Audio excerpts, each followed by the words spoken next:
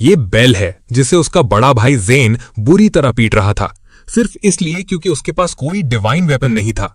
एक ऐसी Nobel blood line जो गॉड्स को मारने के लिए मशहूर थी, उसमें बिना डिवाइन वेपन के पैदा होना सबसे बड़ा डिसग्रेस माना जाता था। उसकी छोटी बहन सारा उसे बचाने की कोशिश करती है, लेकिन दूसरी बहन उसे जमीन पर गिरा देती है। कुछ दिन बाद बेल को बेकार समझकर घर से निकाल दिया जाता है।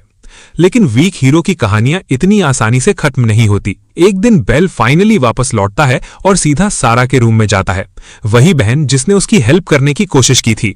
आंखों में आंसू लेकर वो उससे गले लगा लेता है और माफी मांगता है कि वो उसकी प्रोटेक्शन नहीं कर पाया।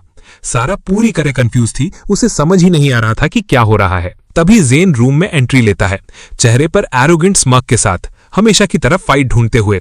लेकिन इस बार बेल बिल्कुल सास के ऊंचीहा वाइब दे रहा था, एक्सप्रेशनलेस और काम। जेन पूछता है, पंच का टेस्ट चाहिए क्या? बेल बस ठंडे अंदाज में बोलता है, ट्राई करके देख।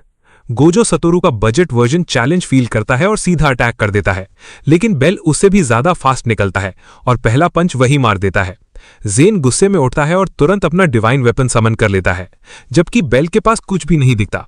फिर अचानक प्रोटैगनिस्ट एक अजीब एनर्जी वाली शीट समन करता है। जेन हंस पड़ता है क्योंकि वो सिर्फ रैंक ई लग रही थी और उसके पास एक अल्ट्रा रेयर वेपन था। वो बिना डरे चार्ज करता है और तब इम्पॉसिबल चीज हो जाती है। सिर्फ उस शीट का यूज करके बेल एक सिनिस्टर मैजिक एक्टिवेट करता है और एक ब्लेड समन करता है जो जेन के डिवाइन वेपन को सीधा 2 टुकड़ों में काट देता है। जेन शॉक में जम जाता है, उसे समझ ही नहीं आता कि ब्लेड आया कहां से, क्योंकि शीट तो खाली थी। डर के मारे वो भागने लगता है और उसी मोमेंट बेल एक रिवॉल्वर निकालता है और गोली चला देता है जो जेन के चेहरे के पास से निकलती है। जेन कांपते हुए पूछता है, तू किस पे एम कर रहा है? वो पीछे मुड़कर शॉट का डिस्ट्रक्शन देखता है और सीधा अपने फादर ड्यूक गैलियन के पास भागता है, जो स्वॉर्ड किंग के नाम से मशहूर था। जेन अपने फादर को भड़काता है कि बेल ने शायद डेविल से डील की है। सारा अभी भी शॉक में खड़ी थी, देखते हुए कि उसका भाई पूरी तरह बदल चुका था। कुछ ही देर बाद जेन बैकअप के साथ वापस आता है और बोलता है कि अब बेल खत्म है। गैलियन बेल के सामने आकर कहता है कि उसने घर के रूल्स तोड़ दिए हैं। दोनों एक दूसरे को घूरते हैं और एटमॉस्फेयर हैवी हो जाता है। स्वॉर्ड किंग अपनी ऑरा रिलीज करता है ताकि बेल को इंटिमिडेट कर सके, लेकिन बेल एक बार भी ब्लिंक नहीं करता। ओल्ड मैन अपनी स्वॉर्ड निकालकर पूछता है, मौत से डर नहीं लगता? बेल बिना ज्यादा वर्ड्स वेस्ट किए अपनी मैजिक रिलीज करता है और जो लड़का कभी कुछ नहीं था वो एक साथ मल्टीपल डिवाइन वेपन समन कर देता है। ये देखकर गैलियन फ्रीज हो जाता है, उसे समझ ही नहीं आता कि उसका यूजलेस बेटा दुनिया के ग्रेटेस्ट वॉरियर्स के वेपन्स कैसे यूज कर रहा है। जिस दिन बेल को घर से निकाला गया था, उसने अपने पास बचे हुए सारे पैसे वेपन्स खरीदने में उड़ा दिए। उसे पता था कि normal attacks divine weapon users के अगेंस्ट यूजलेस हैं, इसलिए उसने हर टाइप का वेपन खरीदा और पूरे आर्सेनल को मास्टर करना शुरू कर दिया। जो भी मॉन्स्टर उसके रास्ते में आता, बेल उसे आसानी से हरा देता। तभी एक दिन एक हुडेड आदमी अचानक उसके सामने अपीयर होता है। वो अजीब आदमी कुछ बोलता है एक ऐसे लड़के के बारे में जिसमें हीरो बनने का टैलेंट है, फिर एक ब्लू लाइट फायर करके जमीन में कुछ छोड़कर गायब हो जाता है। बेल सोचता है कि वो स्वॉर्ड होगी, लेकिन जब वो पास जाता है तो वो सिर्फ एक शीथ होती है। लेकिन ये कोई नॉर्मल शीथ नहीं थी, ये थी एवेलॉन की डिवाइन शीथ, एक लेजेंडरी आर्टिफैक्ट जो 5 ग्रेटेस्ट वॉरियर्स के वेपन्स को कंटेन करती थी। बेल सालों तक ट्रेनिंग करता रहा, जब तक वो ड्रैगन्स के अगेंस्ट फाइट करने लायक नहीं बन गया। एक बैटल में उसने शील्ड ऑफ अकीली समन करके ड्रैगन का अटैक इजीली टैंक कर लिया। फिर स्टॉर्म हैमर यूज करके उसने ड्रैगन को एक ही ब्लो में डिस्ट्रॉय कर दिया। परफेक्ट। अब बेल ने एवेलॉन को 100% मास्टर कर लिया था और इसी पावर के साथ वो अपनी बहन को बचाने के लिए सिटी वापस लौट आया। 5 साल बाद बेल घर वापस आ चुका था, लेकिन फैमिली लैंड्स पर पहुंचते ही उसने देखा कि सब कुछ आग में जल रहा है। सिविल वॉर ने पूरे कैसल को बर्बाद कर दिया था। वो पैनिक में कैसल के अंदर दौड़ता है और एक जायंट डोर को हल्का सा खुला देखता है।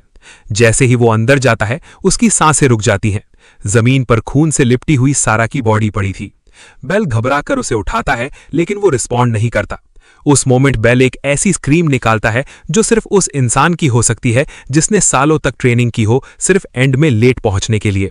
तभी अचानक एक एनर्जी ब्लास्ट उसके चेस्ट को पियर्स कर देता है। रूम में कोई और भी था और उसकी मैना इतनी पावरफुल थी कि वो एस रैंक से नीचे का हो ही नहीं सकता था। वो आदमी बेल को पहचान लेता है और कहता है, जल्द ही अपनी बहन से मिलोगे। बेल तुरंत समझ जाता है यही सारा का किलर था, लेकिन रिएक्ट करने से पहले ही उसके चेस्ट को दोबारा पियर्स कर दिया जाता है और सब कुछ अंधेरा हो जाता है। बेल जब आंखें खोलता है तो वो कंफ्यूजन में अपने हाथों को देखता है। उसे यकीन था कि वो मर चुका है। चर्च की स्टेन्ड ग्लास विंडोज और सामने खड़े प्रीस्ट को देखते ही उसे रियलाइजेशन होता है, ये वही सेरेमनी थी जो सालों पहले हुई थी। और तब उसके दिमाग में सब क्लिक होता है। एवलॉन के पास सिर्फ वेपन्स की पावर नहीं थी, उसके पास टाइम को रिवर्स करने की पावर भी थी। अपनी पहली लाइफ में बेल को एवलॉन ढूंढने में सालों लग गए थे और उसे मास्टर करने के लिए उसने खून पसीना बहा दिया था। अब आर्टिफैक्ट शुरू से ही उसके पास था और 5 ओवरपावर्ड वेपन्स के साथ गेम अब कंप्लीटली बदलने वाला था। पास्ट में वापस जाते ही सबसे पहले वो सीधा सारा के पास भागा। जब उसने अपनी बहन को जिंदा देखा तो उसका दिल टूट गया, क्योंकि पिछली जिंदगी में वो उसकी लाश को अपनी बाहों में पकड़कर रोया था। और फिर जैसे तुम ऑलरेडी जानते हो, उसने अपने भाई जेन की बुरी तरह पिटाई कर दी। पुराने ड्यूक को भी पता चल गया कि बेल के पास लेजेंडरी वेपन्स है। उस पल के बाद जो बेटा पहले बेकार समझा जाता था, वही फैमिली का नया फेवरेट बन गया। दरवाजे बंद होते ही बेल ने फाइनली चैन की सांस ली। ड्यूक का प्रेशर उसके ऊपर बहुत हैवी था, उसे और स्ट्रांग बनना ही था। लेकिन एक बच्चे का बॉडी होने की वजह से ये और मुश्किल था। उसे जल्दी से डी रैंक तक पहुंचना था और उसके लिए मॉन्स्टर्स को हंट करके और मैना एब्जॉर्ब करना जरूरी था। इसीलिए वो पास के जंगल की तरफ गया। प्लान था कुछ ऑक्स को मारने का, लेकिन वहां पहुंचते ही उसने देखा कि एक ऑर्क पहले से मरा पड़ा था। उसका सर बॉडी से अलग था। लग रहा था जंगल में कोई और ही सबको स्लॉटर कर रहा था। वहां के मॉन्स्टर्स के पास बचने का कोई चांस नहीं था। उनसे भी ज्यादा डेंजरस एक बीस्ट उनका शिकार कर रहा था। उस बीस्ट की रोर पूरे जंगल को हिला रही थी, जैसे सबको वार्निंग दे रही हो कि इस जगह का असली किंग कौन है। बेल के लिए वो जंगल पुरानी यादें ले आया। अपनी पिछली जिंदगी में घर से निकाले जाने के बाद उसने कुछ टाइम यहीं ट्रेनिंग की थी, लेकिन अब सब कुछ अजीब लग रहा था। काफी देर चलने के बाद भी उसे एक भी मॉन्स्टर नहीं दिखा। तभी बुशेस के अंदर से किसी की नजर उस पर टिक गई। थोड़ी देर बाद उसे ऑर्क्स मिले, या फिर उनके बचे हुए टुकड़े। उनकी बॉडीज फाड़ दी गई थी। सीन बहुत ब्रूटल था। बेल अभी समझने की कोशिश ही कर रहा था कि अचानक एक टेरिफाइंग आवाज गूंज उठी। वो तुरंत मुड़ा और बस वक्त पर अटैक ब्लॉक कर पाया। इम्पैक्ट उसकी पावर से भी ज्यादा स्ट्रांग था और वो सीधा दूर जा गिरा। यही वो चीज थी जिसे वो बिल्कुल नहीं मिलना चाहता था, फेनरियर। इसी डी रैंक मॉन्स्टर की वजह से पूरा जंगल खाली था। बेल के पास मैना भी बहुत कम बचा था और वो सिर्फ ई रैंक के आसपास था। अगर उस वक्त भागना पॉसिबल होता तो वो तुरंत भाग जाता, लेकिन बीस्ट की आंखों में देखते ही उसे समझ आ गया कि भागने का मतलब तुरंत मौत है। अगर जिंदा रहना है तो उसे पूरी कॉन्सेंट्रेशन के साथ फाइट करनी होगी। अगला मूव उसके लिए शॉकिंग था। मॉन्स्टर उसकी सोच से भी ज्यादा फास्ट निकला। बेल मुश्किल से साइड में जंप करके अटैक डॉज कर पाया। तुरंत उसने फायर स्पिनिंग पिस्टल समन की और कई राउंड्स फायर किए, लेकिन बीस्ट ने हर बुलेट डॉज कर दी। अब सिचुएशन सीरियस हो चुकी थी। मैना कम होने की वजह से बुलेट्स फास्ट इनफ नहीं थी। गन अब यूजलेस थी। बेल ने स्वॉर्ड निकाली और सीधा अटैक कर दिया। बीस्ट भी अपने डेडली क्लॉज के साथ उसकी तरफ दौड़ा। बेल स्ट्राइक के पास से स्लिप करके एक ओपनिंग तक पहुंचा और अटैक किया, लेकिन फेनरियर ने उसे भी डॉज कर दिया। ये उसने एक्सपेक्ट नहीं किया था। अब उसे पूरी स्ट्रैटेजी रीथिंक करनी पड़ी। ये फाइट उसकी जान ले सकती थी। फुल पावर में होता तो वो इस मट को कब का क्रश कर देता, लेकिन अब फ्यूरियस वुल्फ दोबारा चार्ज कर रहा था। बेल जानता था कि वो स्पीड को बीट नहीं कर सकता, इसीलिए उसने ब्लॉक करने की कोशिश की। फिर भी उसे डैमेज हुआ। धीरे धीरे बीस्ट उसे ओवर पावर कर रहा था। वो उसे कॉर्नर में पुश कर चुका था और बस अपना नेक्स्ट मील बनाने ही वाला था। लेकिन बेल अभी अभी रीबॉर्न हुआ था। वो इतनी जल्दी दोबारा मरने वाला नहीं था। उसने तुरंत एक्चुअली शील्ड बुलाया। उस शील्ड के साथ वो डिफेंड भी कर सकता था और काउंटर अटैक भी, लेकिन क्रीचर की एजिलिटी इनसेन थी। उसने साइड से हिट किया और बेल जमीन पर क्रैश हो गया। शील्ड भी हाथ से छूट गई। इस रेड पर फाइट खत्म थी। वो उस सैवेज डॉग का डिनर बनने वाला था। अब तक जो भी उसने ट्राई किया सब फेल हो चुका था। हैमर भी यूजलेस लग रहा था, क्योंकि बीस्ट बहुत फास्ट था। अब सिर्फ एक वेपन बचा था और बिना किसी और ऑप्शन के उसने उसे यूज कर लिया। बीस्ट फाइनल ब्लो देने के लिए उसकी तरफ कूदा। बेल ने आंखें बंद की और फोकस किया। अटैक लगने से 1 सेकंड पहले उसने ईजिस को बुलाया, लेकिन स्ट्रेंजली कुछ हुआ ही नहीं। उसके हाथ पर डार्क एनर्जी से बना एक गॉन्टलेट अपीयर हो गया। वो कभी इस वेपन को यूज नहीं करना चाहता था, लेकिन दोबारा मरने से तो बेटर था। फेनरियर और भी ज्यादा स्पीड के साथ उसकी तरफ आया, लेकिन अब फाइट का रिजल्ट डिसाइड हो चुका था। बेल भी अब इंसेनली फास्ट हो गया था। हैमर पकड़ते ही वो अचानक बीस्ट के ऊपर अपीयर हो गया। अब फेनरियर उसकी स्पीड को ट्रैक नहीं कर पा रहा था और अगले ही सेकंड हैमर सीधा उसके स्कल पर जा लगा। एक ब्रूटल हिट ने बीस्ट को हिला दिया। वो दर्द से चीखा और उसके दांत टूटकर बाहर आ गए। ईजिस डार्कमिस का गॉन्टलेट था। ये यूजर की फिजिकल पावर को बूस्ट करता था, लेकिन साथ ही उसके दिमाग में एक आवाज भर देता था जो सिर्फ डिस्ट्रक्शन चाहती थी। वुल्फ अभी भी जिंदा था और भी ज्यादा गुस्से में था, लेकिन बेल हर सेकंड और स्ट्रांग होता जा रहा था। साथ ही उसके अंदर किल करने की अर्ज भी बढ़ रही थी। वो ईगरली नेक्स्ट चार्ज का वेट करने लगा। बीस्ट ने अटैक किया, लेकिन बेल ने हर मूव एफर्टलेसली डॉज कर दिया। अब वुल्फ डिसएडवांटेज में था और बेल क्लियरली फाइट एंजॉय करने लगा था। कुछ ही देर में वुल्फ मर चुका था। बेल खुश था कि उसने फाइट जल्दी खत्म कर दी, क्योंकि वो वेपन बैटल के बीच रिमूव नहीं किया जा सकता था, और जितनी देर तक वो इक्विप्ड रहता उतना ही वो यूजर को डार्कनेस में खींच लेता। अब बेल को समझना था कि फेनरिर उस जंगल में आया ही क्यों था। तभी उसकी नजर हैमर पर पड़ी और उसे कुछ अजीब महसूस हुआ। हैमर अब पूरी तरह से एनर्जी से चार्ज हो चुका था। फेनरिर को मारने के बाद बेल ने उसकी ट्रेट्स अब्सॉर्ब कर ली थीं।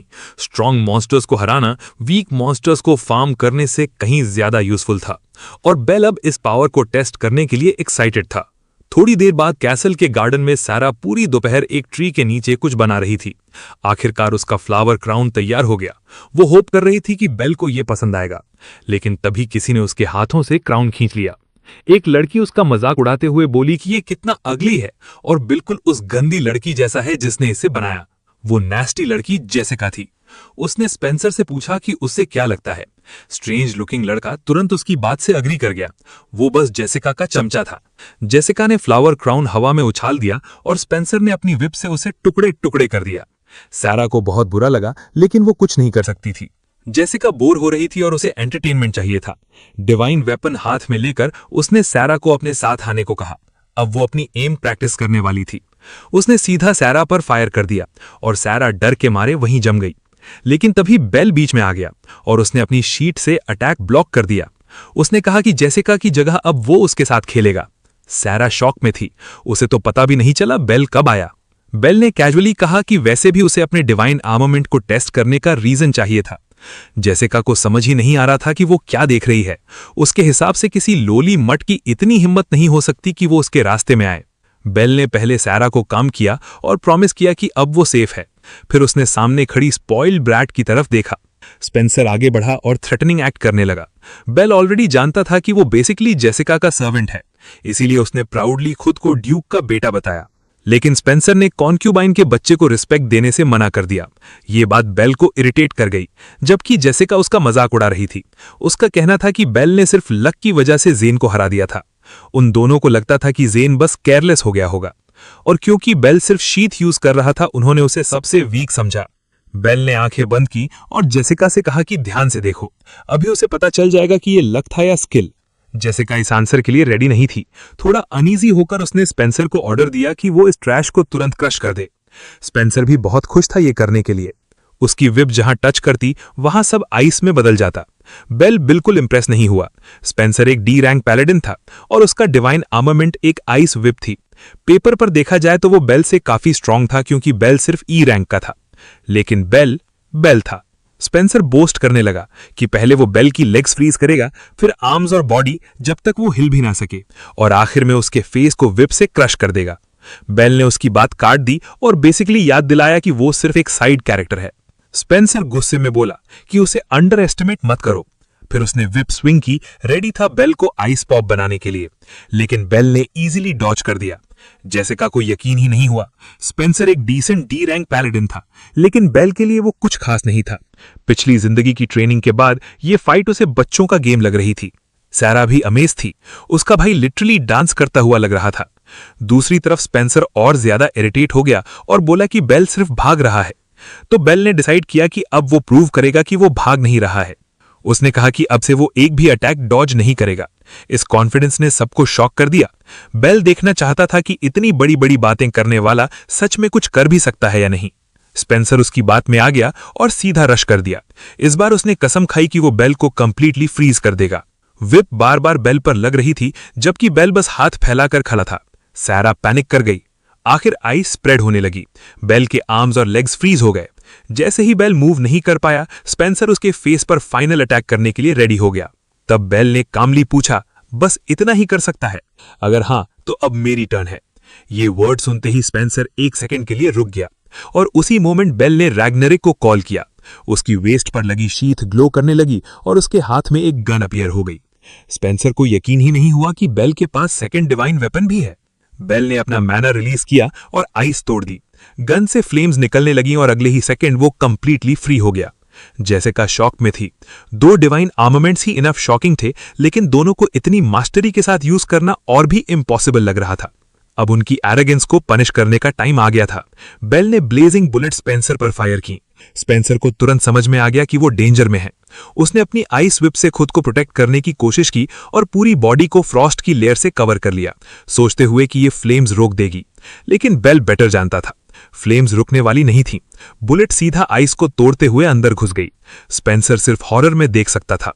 अटैक उसके चेस्ट पर भयानक फोर्स के साथ लगा। बुलेट उसके पार नहीं गई, लेकिन डैमेज ह्यूज था। वो सीधा ग्राउंड पर गिर गया और जेसिका शॉक में खड़ी रह गई। उस मट के अटैक ने आइस को डिस्ट्रॉय कर दिया और एक डी रैंक पैलेडिन को गिरा दिया। जेसिका खुद एक ई रैंक थी, इसीलिए उसे पता था कि उसका कोई चांस नहीं है। बेल उसकी तरफ मुड़ा और बोला, गेम ओवर। जेसिका ने जल्दी से अपना डिवाइन आर्मामेंट बुलाया और वार्निंग दी कि पास मत आना, लेकिन उसका डर इतना ज्यादा था कि वेपन पकड़ते हुए उसके हाथ कांप रहे थे। उसने बार बार फायर किया, लेकिन हर शॉट मिस हो गया। फिर वो लिटरली बेल से पीछे रहने की भीख मांगने लगी। फिर भी उसका बॉडी प्रॉपरली मूव नहीं कर रहा था। उसकी लेग्स गिव अप कर गईं और वो डर के मारे जमीन पर गिर गई। बेल उसके सामने रुक गया। जेसिका और ज्यादा टेरिफाइड हो गई। उसके सामने खड़ा लड़का अगर चाहता तो उसे मार सकता था, लेकिन बेल ने सिर्फ एक स्ट्रांग वार्निंग दी, दोबारा सैरा को तंग मत करना। जेसिका जवाब तक नहीं दे पाई। अब उसके पास सिर्फ एक ऑप्शन बचा था, जितनी जल्दी हो सके भाग जाना। सैरा तुरंत अपने भाई के पास भागी। रिलीफ से उसने पूछा कि स्पेंसर की विप से उसे हर्ट हुआ। बेल ने कैजुअली उस बात को इग्नोर किया और स्पेंसर को पैथेटिक वीक बोला। जब सैरा ने उसकी तारीफ की, बेल ने कहा कि वो सिर्फ इसीलिए स्ट्रांग बना है ताकि वो उसे प्रोटेक्ट कर सके। फिर सैरा ने एक नया फ्लावर क्राउन निकाला जो उसने पहले वाले के रिप्लेस के लिए बनाया था। उसने वो क्राउन बेल के हेड पर रख दिया और उसे हमेशा प्रोटेक्ट करने के लिए थैंक यू कहा। अपनी छोटी बहन का ये सिंपल गिफ्ट देखकर बेल ने दिल में कसम खाई कि एक दिन पूरा देश उसकी काइंडनेस को रिस्पेक्ट करेगा। प्रॉब्लम सिर्फ इतनी थी कि लोग कॉन्क्यूबाइंस के बच्चों को नीचा समझते थे। सिर्फ स्ट्रांग होना इनफ नहीं था, उसे असली रिस्पेक्ट चाहिए थी, और उसके लिए काम था जो उसे तुरंत करना था। पैलेस के बाहर ड्यूक अपनी स्वॉर्ड हाथ में लिए चुपचाप मेडिटेशन कर रहा था। उसका फोकस इतना इंटेंस था कि आसपास की हवा भी हैवी लग रही थी। कुछ देर बाद उसने कुछ क्लीन स्विंग्स किए और हवा में गिरते पत्तों को एक ही स्लैश में काट दिया। तभी उसकी नजर बेल पर पड़ी, जो उससे मिलने आया था।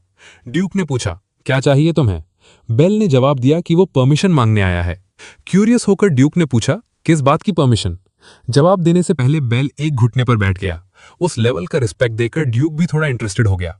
बेल ने कहा कि वो सी रैंक एडमिशन एग्जाम देना चाहता है। ये रिक्वेस्ट क्लियरली ड्यूक को इंटरेस्टिंग लगी। बेल ने समझाया कि वो अपने हाउस के नाम पर किंग की सर्विस करना चाहता है। उनकी फैमिली का रॉयल फैमिली के लिए ड्यूटी होता था, जैसे एस्कॉर्ट मिशंस और मॉन्स्टर्स को हंट करना, और फैमिली में अपनी स्टैंडिंग बढ़ाने का सबसे फास्ट तरीका भी वही था। अगर वो डिफिकल्ट मिशंस क्लियर करेगा तो उसे असली रिकॉग्निशन मिलेगा, और बेस्ट मिशंस पाने के लिए उसे ये एग्जाम पास करना जरूरी था।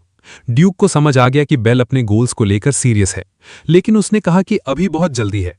पहले एक प्रॉपर पैलेडिन बनो। अभी तुम सिर्फ ई रैंक हो और अभी अभी डिवाइन आर्मामेंट मिला है। पहले ई रैंक से ऊपर जाने की सोचो, ड्यूक बोला। लेकिन बेल ने जो नेक्स्ट किया उसकी ड्यूक को बिल्कुल एक्सपेक्टेशन नहीं थी।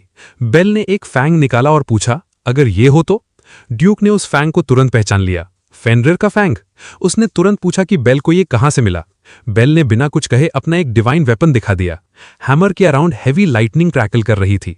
बेल कैजुअली बोला कि फाइट थोड़ी रफ थी, लेकिन उसने उस स्टबन मट को टेम कर ही लिया।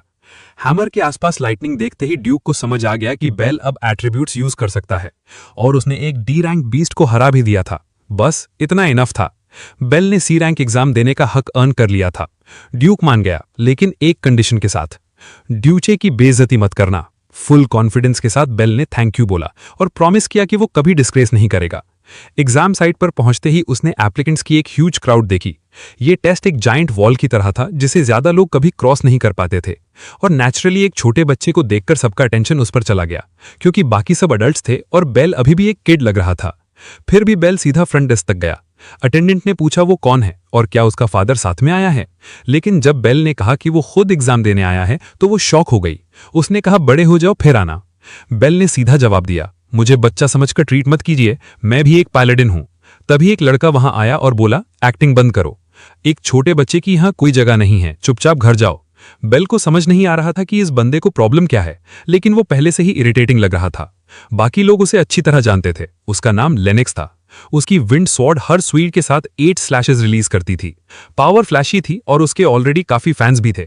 लेनेक्स नियर करते हुए बोला कि अगर ये किड एग्जाम देना चाहता है तो कम से कम उसके जितना स्ट्रांग तो होना चाहिए। लेनेक्स को डाउट था कि बेल के पास डिवाइन आर्मामेंट भी है या नहीं। बेल ने अपनी वेस्ट पर लगी शीथ को टच किया और बोला, यही है। सिर्फ एक शीथ देखकर लेनेक्स जोर से हंसने लगा। उसने कहा, कचरे से कोई फाइट करता है क्या? बाकी लोग भी हंसने लगे और बेल के आर्मामेंट का मजाक उड़ाने लगे। सब खुश थे कि उनके पास इतना पैथेटिक वेपन नहीं है। लेनेक्स ने कहा कि उसे फर्क नहीं पड़ता अगर कोई क्लूलेस ब्रैट खुद को मरवाना चाहता है, लेकिन प्रॉब्लम यह थी कि बेल का एग्जाम देना ऐसा लगवा रहा था जैसे वो सब इक्वल्स हों। वापस मुड़ते हुए उसने बोला, जाकर अपनी मां की गोद में बैठो। सब खत्म होने के बाद बेल ने कामली क्लर्क से कहा कि उसका नाम रजिस्टर कर दे। क्लर्क ने पूछा कि क्या वो सच में श्योर है, लेकिन बेल बिना हेजिटेट किए एंटर कर गया। एग्जाम के लिए एक बी रैंक या उससे ऊपर के नाइट का रिकमेंडेशन लेटर और कम से कम डी रैंक स्टेटस चाहिए था। बेल ने प्रॉपर रिकमेंडेशन लेटर दे दिया। क्लर्क को अभी भी लग रहा था कि कोई चाइल्ड को रेकमेंड नहीं करेगा, लेकिन जैसे ही उसने लेटर पढ़ा वो फ्रीज हो गई। रिकमेंडेशन खुद ड्यूक ऑफ कैटास्ट्रोफी का था। तब उसे समझ आया कि उसके सामने खड़ा बच्चा ड्यूक का बेटा है। कुछ ही देर में सब एप्लीकेंट्स अरीना में गैदर हो गए। इंस्ट्रक्टर ने रूल्स एक्सप्लेन करने शुरू किए। सबसे पहले उन्हें एक डंजन में भेजा जाएगा टेलीपोर्ट स्टोन के थ्रू। उनके पास 5 घंटे होंगे वापस आने के लिए और उन्हें ज्यूल ऑफ लाइट लेकर रिटर्न करना होगा। डंजन के अंदर सिर्फ 3 ज्यूल्स थे, जो भी उन्हें लेकर लौट आएगा वही पास होगा। लेनेक्स को पूरा कॉन्फिडेंस था कि उन 3 स्पॉट्स में से एक उसका ही है। बाकी एप्लीकेंट्स नर्वस लग रहे थे और ऑनेस्टली बेल को उसके ओवर कॉन्फिडेंस पर एम्बैरेसमेंट हो रही थी। एक्सप्लेनेशन के बाद इंस्ट्रक्टर ने पूछा, क्या सब रेडी हैं? सब ने कॉन्फिडेंस के साथ आंसर दिया और एग्जाम तुरंत स्टार्ट हो गया। अब बेल की बारी थी टेलीपोर्ट स्टोन में एंटर करने की। रूम ब्राइट लाइट से भर गया और अगले ही सेकंड वो एक अलग जगह पर था। कुछ मोमेंट्स बाद वो डंजन केव के अंदर खड़ा था। सब कैंडिडेट्स फर्स्ट फ्लोर के डिफरेंट स्पॉट्स पर स्कैटर हो चुके थे, इसलिए बेल को अपना पाथ चूज करना था। डंजन काफी ह्यूज था, लेकिन उसके पास इनफ टाइम था और जब वो यहां आ ही गया है तो वो इसका फुल एडवांटेज लेना चाहता था। डंजन मॉन्स्टर्स से भरा हुआ था और जितने ज्यादा मॉन्स्टर्स वो मारेगा उतना ही ज्यादा मैना बिल्ड करेगा। उसने तुरंत अपना वेपन पकड़ा और डिसाइड किया कि डंजन का हर मॉन्स्टर हंट करेगा। दूसरी तरफ बाकी कैंडिडेट्स मॉन्स्टर्स के सामने ऑलरेडी स्ट्रगल कर रहे थे। मॉन्स्टर्स एक्सपेक्टेड से ज्यादा स्ट्रांग निकले। उन लिजर्ड मॉन्स्टर्स की आंखें विशेष थीं और वीक फाइटर्स को डराने के लिए इनफ थीं। लेनेक्स को समझ नहीं आ रहा था कि सब लोग इतने इजी प्रे से स्ट्रगल क्यों कर रहे हैं। वो स्मग ग्रिन के साथ मॉन्स्टर्स को काट रहा था, जैसे ये सब उसके लिए बिल्कुल एफर्टलेस हो। बाकी लोग एडमायरेशन से उसे देख रहे थे और वो मॉन्स्टर के बाद मॉन्स्टर डिस्ट्रॉय करता जा रहा था। अपनी ही हाइप में डूबा हुआ लेनेक्स बोस्ट करने लगा कि वो बाकी एवरेज लोगों जैसा नहीं है। उसने तो ये तक कंप्लेन किया कि टेस्ट बोरिंग है। वीक एप्लीकेंट सेफ्टी के लिए उसके पीछे चलने लगे। लेनेक्स प्राउडली बोला कि वो लकी हैं जो उसका टैलेंट इतने पास से देख पा रहे हैं, क्योंकि उन जैसे लोग बस साइड में फॉलो करने के लायक हैं। काफी देर डंजन एक्सप्लोर करने के बाद ग्रुप को एक जायंट डोर मिला। सबको लगा यही फाइनल रूम है। लेनेक्स एक्साइटेड था कि फाइनली कुछ एंटरटेनिंग मिलेगा, लेकिन अंदर जाते ही सबका एक्सप्रेशन चेंज हो गया। वहां कई डी रैंक मॉन्स्टर्स थे और एल्टर के पीछे ज्यूल्स ऑफ लाइट रखे हुए थे। एक बीस्ट उनकी तरफ मूव करने लगा। लेनेक्स कॉन्फिडेंट होकर आगे बढ़ा। उसने सोचा वो इजीली उसे कट कर देगा और तुरंत स्लैशेस का स्टॉर्म अनलीश कर दिया, लेकिन मॉन्स्टर की बॉडी इतनी टफ थी कि उसे स्क्रैच तक नहीं आया।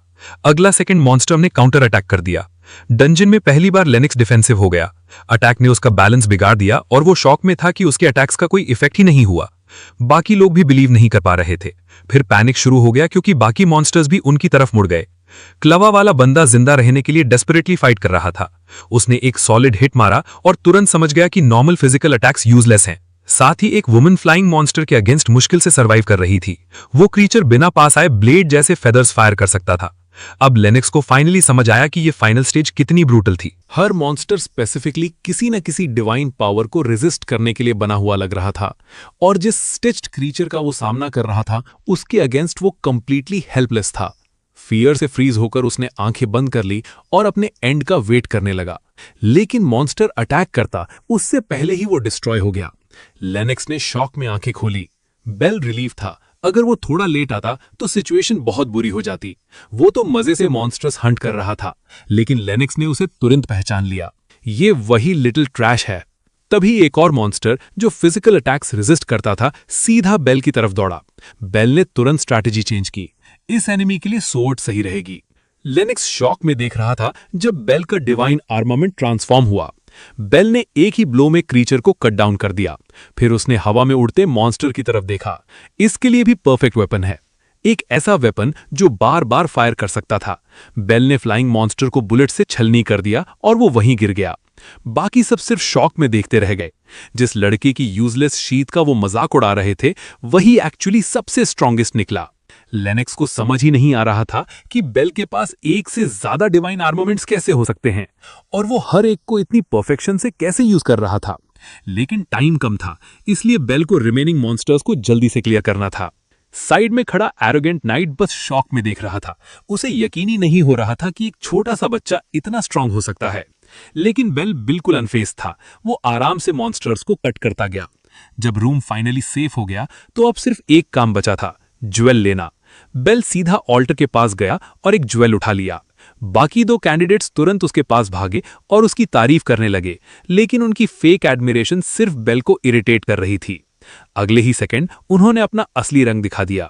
अब वो उसी लेनेक्स को इंसल्ट करने लगे जिसे थोड़ी देर पहले एडमायर कर रहे थे। उनके हिसाब से बेल के सामने लेनेक्स बिल्कुल वर्थलेस था, और वो कहने लगे कि उसे आइडल मानकर उनसे गलती हुई। उस फाइट ने लेनेक्स का पूरा प्राइड तोड़ दिया था। दूसरी तरफ वो दोनों शेमलेसली एज्यूम कर रहे थे कि लास्ट के 2 ज्वेल्स वो खुद ले लेंगे। बेल ने कोई जवाब नहीं दिया। उसने बस अपना हैमर समन किया।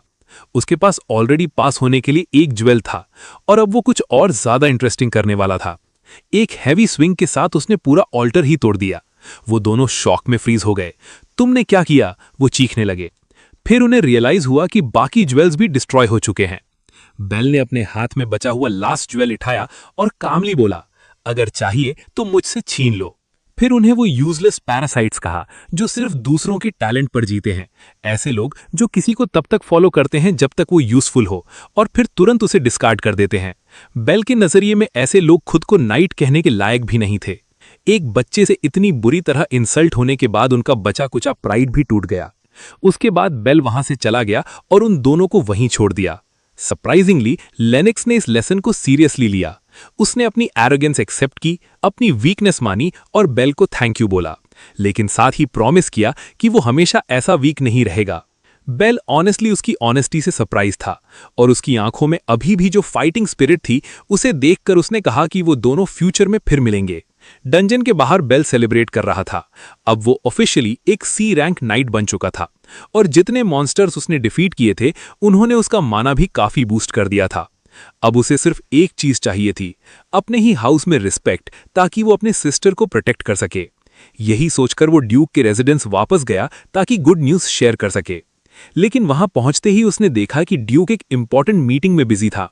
नाइट्स एक डेंजरस ऑर्गेनाइजेशन के बारे में डिस्कस कर रहे थे जो मेलिया फैमिली को ओवरथ्रो करने की प्लानिंग कर रही थी। 3 बी रैंक पैलेडिन्स उनकी टेरिटरी की तरफ मूव कर रहे थे, और ड्यूक के हाउस को ऑर्डर मिला था उन्हें एलिमिनेट करने का। अपैरेंटली एक और नोबल फैमिली ऑलरेडी उनकी वजह से सफर कर चुकी थी, और रूमर्स थे कि वो पैलेडिन्स अपने वेपन्स पर फॉरबिडन मैजिक यूज करते हैं। अब बी रैंक पैलेडिन्स को समझ में आ गया कि उन्हें यहां क्यों बुलाया गया था। ड्यूक ने क्लियरली कहा कि वो कार्मा ऑर्गेनाइजेशन को और ऑपरेट नहीं करने दे सकते, उन्हें तुरंत डिस्ट्रॉय करना होगा। तभी किसी ने नोटिस किया कि एक इंसान मिसिंग है, जिन अभी तक नहीं आया था। उसी वक्त एक यंग मैन रूम में एंटर हुआ, टेबल पर एक बुक रखी और कैजुअली पूछा कि मीटिंग किस बारे में है। सबकी नजर तुरंत उस पर चली गई। उसने काम वॉइस में कहा, डिस्कस करने जैसा कुछ नहीं है, मैं फ्यूचर ड्यूक ऑलरेडी उस ऑर्गेनाइजेशन को डिस्ट्रॉय कर चुका हूं। दूसरी तरफ एक मेड सारा के लिए फूड लेकर आई और बताया कि मील रेडी है। सारा क्वाइटली टेबल पर बैठ गई और पोलाइटली मेड को थैंक यू बोला, लेकिन मेड ने उसके थैंक्स को बेयरली नोटिस किया। सारा क्लियरली अनहैप्पी लग रही थी। वो फूड को बस ब्लैंक एक्सप्रेशन के साथ देख रही थी। तभी बेल रूम में एंटर हुआ और लाउडली अनाउंस किया कि वो आ गया है। सारा का फेस तुरंत ब्राइट हो गया। उसने कहा कि वो वरिड थी क्योंकि उसे नहीं पता था कि बेल कहाँ गया था। बेल ने एक्सप्लेन किया कि उसके पास एक इंपॉर्टेंट काम था और वो उसके लिए गिफ्ट्स भी लाया है। उसने टेबल पर एक प्रॉपर फुल मील रख दिया। एप्पल पाई देखकर सारा स्पेशली बहुत हैप्पी हो गई और होप करने लगी कि वो दोनों साथ में खाएंगे। लेकिन बेल सिर्फ मोमेंट एंजॉय नहीं कर पा रहा था। उसे गुस्सा आ रहा था कि सारा को रोज इतना पुअर क्वालिटी फूड दिया जाता है, सिर्फ इसलिए क्योंकि सर्वेंट्स भी कॉन्क्यूबाइन के बच्चों को नीचा समझते थे। इस बात ने बेल को और ज्यादा डिटर्मिन्ड बना दिया कि वो जल्दी से जल्दी सारा की लाइफ बेटर करेगा। वापस मीटिंग रूम में डिस्कशन अब भी चल रहा था। ड्यूक क्लियरली इंप्रेस था कि उसके एक बीटे ने अकेले ही कर्मा ऑर्गेनाइजेशन को डिस्ट्रॉय कर दिया। उसके हिसाब से इसका मतलब ये था कि जिन प्रॉबेबली ऑलरेडी ए रैंक तक पहुंच गया है। जैसे एक्सपेक्टेड था, उसका eldest son completely different level पर था। जिन टेबल पर बैठ गया और कैजुअली पूछा कि क्या फादर को और कुछ कहना है। ड्यूक ने बताया कि किंग ने उनकी फैमिली को एक और मिशन दिया है। उन्हें प्रिंसेस रिल्का को एस्कॉर्ट करना था। प्रिंसेस उनके ड्यूची के पास से ट्रैवल करेगी और उन्हें इंश्योर करना होगा कि वो सेफली अपनी डेस्टिनेशन तक पहुंच जाएं। एक नाइट ने पूछा कि क्या रॉयल गार्ड्स इनफ नहीं है। दूसरे ने पॉइंट आउट किया कि रॉयल फैमिली को अभी तक पता नहीं चलना चाहिए कि कर्मा ऑर्गेनाइजेशन खत्म हो चुकी है, इसलिए सेफेस्ट रूट रिकॉर्टा के थ्रू होगा। जब वो लोग डिस्कस कर ही रहे थे तभी हॉल में एक और इंसान एंटर हुआ, बेल। उसने कहा, डिसीजन लेने से पहले मेरी बात सुनिए। सबका अटेंशन इंस्टेंटली उसकी तरफ चला गया। नाइट्स ने उसे तुरंत पहचान लिया। ड्यूक अपने बेटे का टैलेंट देखकर खुशी छुपा नहीं पा रहा था। तो एग्जाम हो गया? बेल ने अपना सर्टिफिकेट दिखाया और कंफर्म किया कि वो अब ऑफिशियली सी रैंक है। इतनी छोटी एज में सी रैंक पहुंचना अनबिलीवेबल था। फिर ड्यूक ने बेल से पूछा कि बेल ने मीटिंग इंटरप्ट क्यों की। बेल ने कहा कि वो एस्कॉर्ट मिशन के लिए एक डिफरेंट रूट सजेस्ट करना चाहता है। एक नाइट शॉक में था कि एक बच्चा भी डिस्कशन में कुछ ऐड कर सकता है। बेल ने एक्सप्लेन किया कि रिकॉर्टा रूट पर मॉन्स्टर्स नहीं है और इसी वजह से वो जगह बैंडिट से भरी हुई है। साथ ही ट्रिप को 3 दिन लगेंगे। उसके हिसाब से एक दूसरा रूट बेटर होगा। एक नाइट ने वॉर्न किया कि वो एरिया एक्सट्रीमली डेंजरस है, लेकिन बेल मॉन्स्टर्स को अच्छी तरह जानता था। वहां मोस्टली काइमेराज और डार्क हॉरर्स होते हैं, और क्योंकि दोनों नाइट हंटर्स हैं, दिन में ट्रैवल करना कंपैरेटिवली सेफ रहेगा। साथ ही जर्नी सिर्फ एक दिन में कंप्लीट हो जाएगी। नाइट को मानना पड़ा कि बेल की बात में लॉजिक है। ड्यूक ने बेल की कॉन्फिडेंस और मॉन्स्टर नॉलेज को नोटिस किया। अब बस फाइनल डिसीजन लेना बाकी था। और तब बेल ने डायरेक्टली कहा कि वो खुद ये मिशन लेना चाहता है। उसने कॉन्फिडेंटली बोला कि वो प्रिंसेस को सेफली प्रोटेक्ट कर सकता है। ये सुनते ही ड्यूक सोच में पड़ गया। तब फाइनली जिन ने भी बात में एंट्री ली और पूरा रूम टेंस हो गया। उसने कोल्ड वॉइस में पूछा कि ये मठ हमारे सामने बोल कैसे रहा है। उसकी प्रेशर इतनी ओवरवेलमिंग थी कि बाकी लोग भी डर से स्टिफ हो गए। बेल ऑलमोस्ट भूल ही गया था कि उसके बड़े भाई की प्रेजेंस कितनी टेरिफाइंग है। फिर भी उसने बैक डाउन करने से मना कर दिया। उसने अपना डिवाइन आर्मोमेंट निकाला और फर्मली बोला कि वो कंप्लीटली सीरियस है। चाहे कुछ भी हो, वो प्रिंसेस को सेफली एस्कॉर्ट करेगा। क्यूरियस होकर जिन ने पूछा कि क्या तुम्हें लगता है तुम मुझे रोक सकते हो? बेल ने जवाब दिया, एक नाइट अपने वर्ड्स पर खड़ा रहता है। जिन गुस्से में चिल्लाया और उसे चुप रहने को बोला, जैसे उसकी बात उसके लिए इंसल्ट हो। तभी रेजर, जिन का सेक्रेटरी और प्रोबेबली अब तक बी रैंक पैराडिन, आगे बढ़ा। इंटरेस्टेड होकर जिन ने उसे बेल को टेस्ट करने का ऑर्डर दिया। रेजर ने भी अपना डिवाइन आर्मामेंट समन किया, रेडी था उस बच्चे को लेसन सिखाने के लिए, कॉन्क्यूबाइन के बच्चे को उसकी औकात दिखाने के लिए। बेल बिना मूव किए भी सराउंडिंग्स पर शार्पली फोकस था। सेक्रेटरी पहला स्ट्राइक करने के लिए मूव हुआ और बेल को इंस्टेंटली समझ में आ गया कि यह फाइट उसकी एक्सपेक्टेशन से ज्यादा टफ होने वाली है। फिर भी उसने क्लीनली अटैक ब्लॉक कर दिया। रेजर भी इंप्रेस हो गया। जिन भी बेल की स्पीड देखकर प्लीज लग रहा था, लेकिन सच ये था कि बी रैंक पैलेडिन को हराने के लिए अभी बहुत जल्दी थी। तभी ड्यूक ने फर्मली बोलकर फाइट रोक दी। उसने डिक्लेयर किया कि एस्कॉर्ट मिशन बेल ही हैंडल करेगा।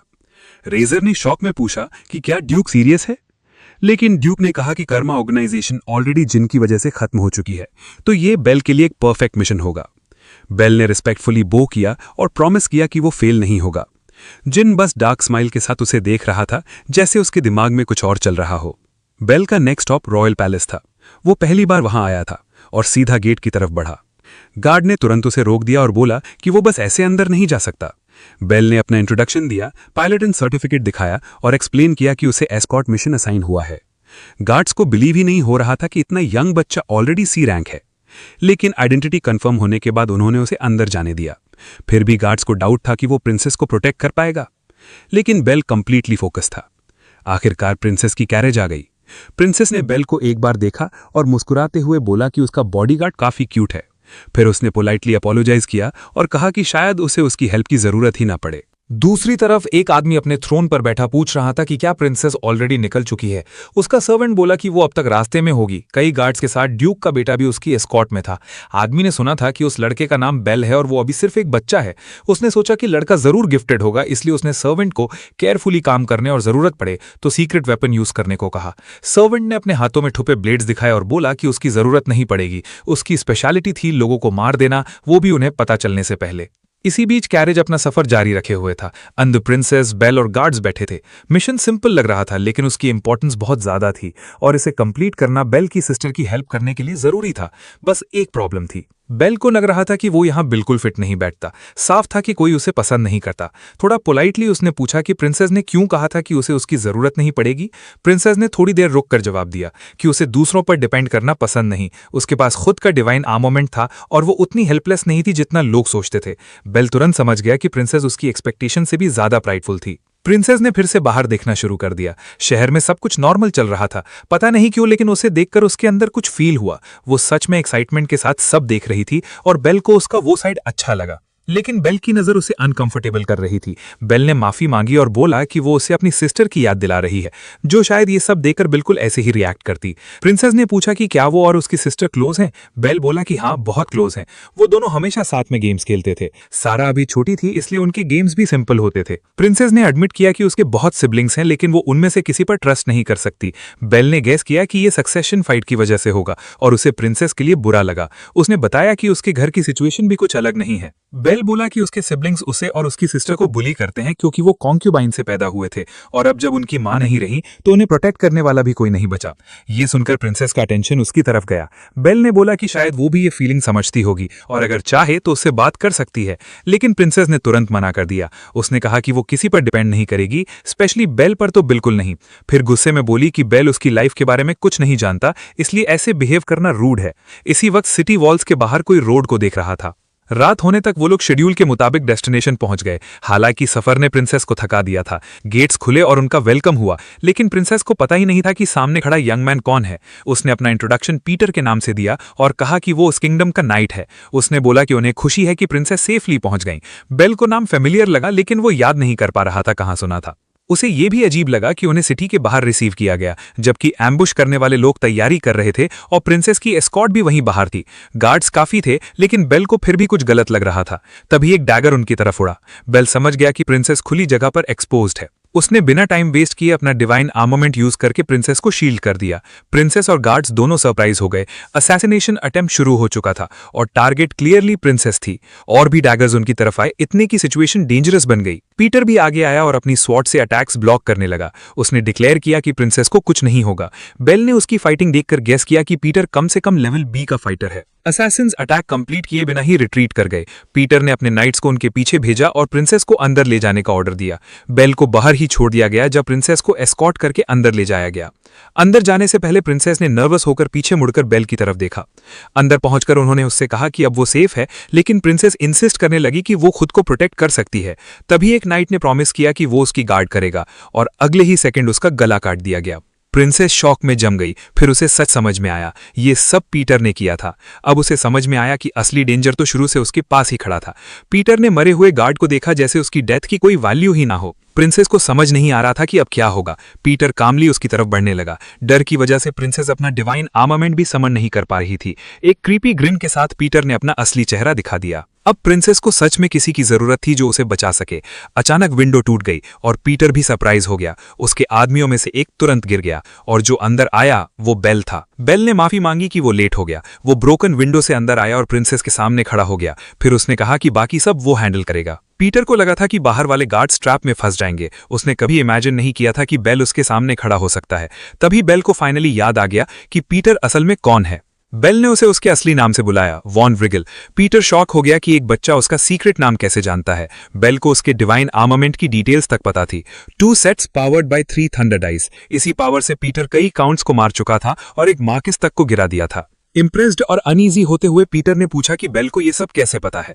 बेल को अपनी पास्ट लाइफ में पीटर को जस्टिस के सामने लाना पड़ा था, इसलिए वो उसके बारे में सब जानता था। उसने कभी एक्सपेक्ट नहीं किया था कि पीटर इस बार प्रिंसेस को टारगेट करेगा, लेकिन अब जब वो कर चुका था तो बेल उसे बचकर जाने नहीं देने वाला था। बेल अभी बच्चा था, फिर भी पीटर नर्वस हो रहा था। पीटर ने माना कि ये इंटरेस्टिंग हो रहा है, लेकिन उसे अब भी लगता था कि कोई किड लेवल बी पैलेडिन को नहीं हरा सकता। नॉर्मल लोगों के लिए ये इम्पॉसिबल होता, लेकिन बेल को पीटर के अगेंस्ट जरा भी डाउट नहीं था। बेल का कॉन्फिडेंस देख पीटर इरिटेट हो गया और बोला कि वो बेल को इसका रिग्रेट करवाएगा। बेल ऑलरेडी जानता था कि पीटर का पहला मूव क्या होगा। जैसे ही पीटर ने अपने वेपन्स थ्रो किए, बेल ने सारे अटैक्स इजीली डॉज कर लिए। वो रेडी था क्योंकि उसे पता था कि एक हिडन फॉलो अप अटैक भी आएगा, राइट साइड से एक डायगोनल स्लैश। पीटर शॉक हो गया कि उसका एक भी अटैक हिट नहीं हुआ, लेकिन बेल ऑलरेडी जानता था कि नेक्स्ट मूव में पीटर पीछे से अटैक करेगा। उसका हाथ पहले ही डिवाइन आर्मामेंट समन करने के लिए रेडी था। स्वॉर्ड टाइम पर निकल आई और बेल ने स्नीक अटैक ब्लॉक कर दिया। उसे पीटर का पूरा फाइटिंग पैटर्न पता था।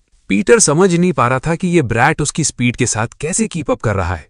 बेल ने उससे बोला कि वो जब चाहे ये फाइट खत्म कर सकता है, इसलिए अगर पीटर अपनी जान की वैल्यू करता है तो सरेंडर कर दे। ये सुनकर पीटर और भी गुस्से में आ गया। उसे लगा बेल उसका मजाक उड़ा रहा है।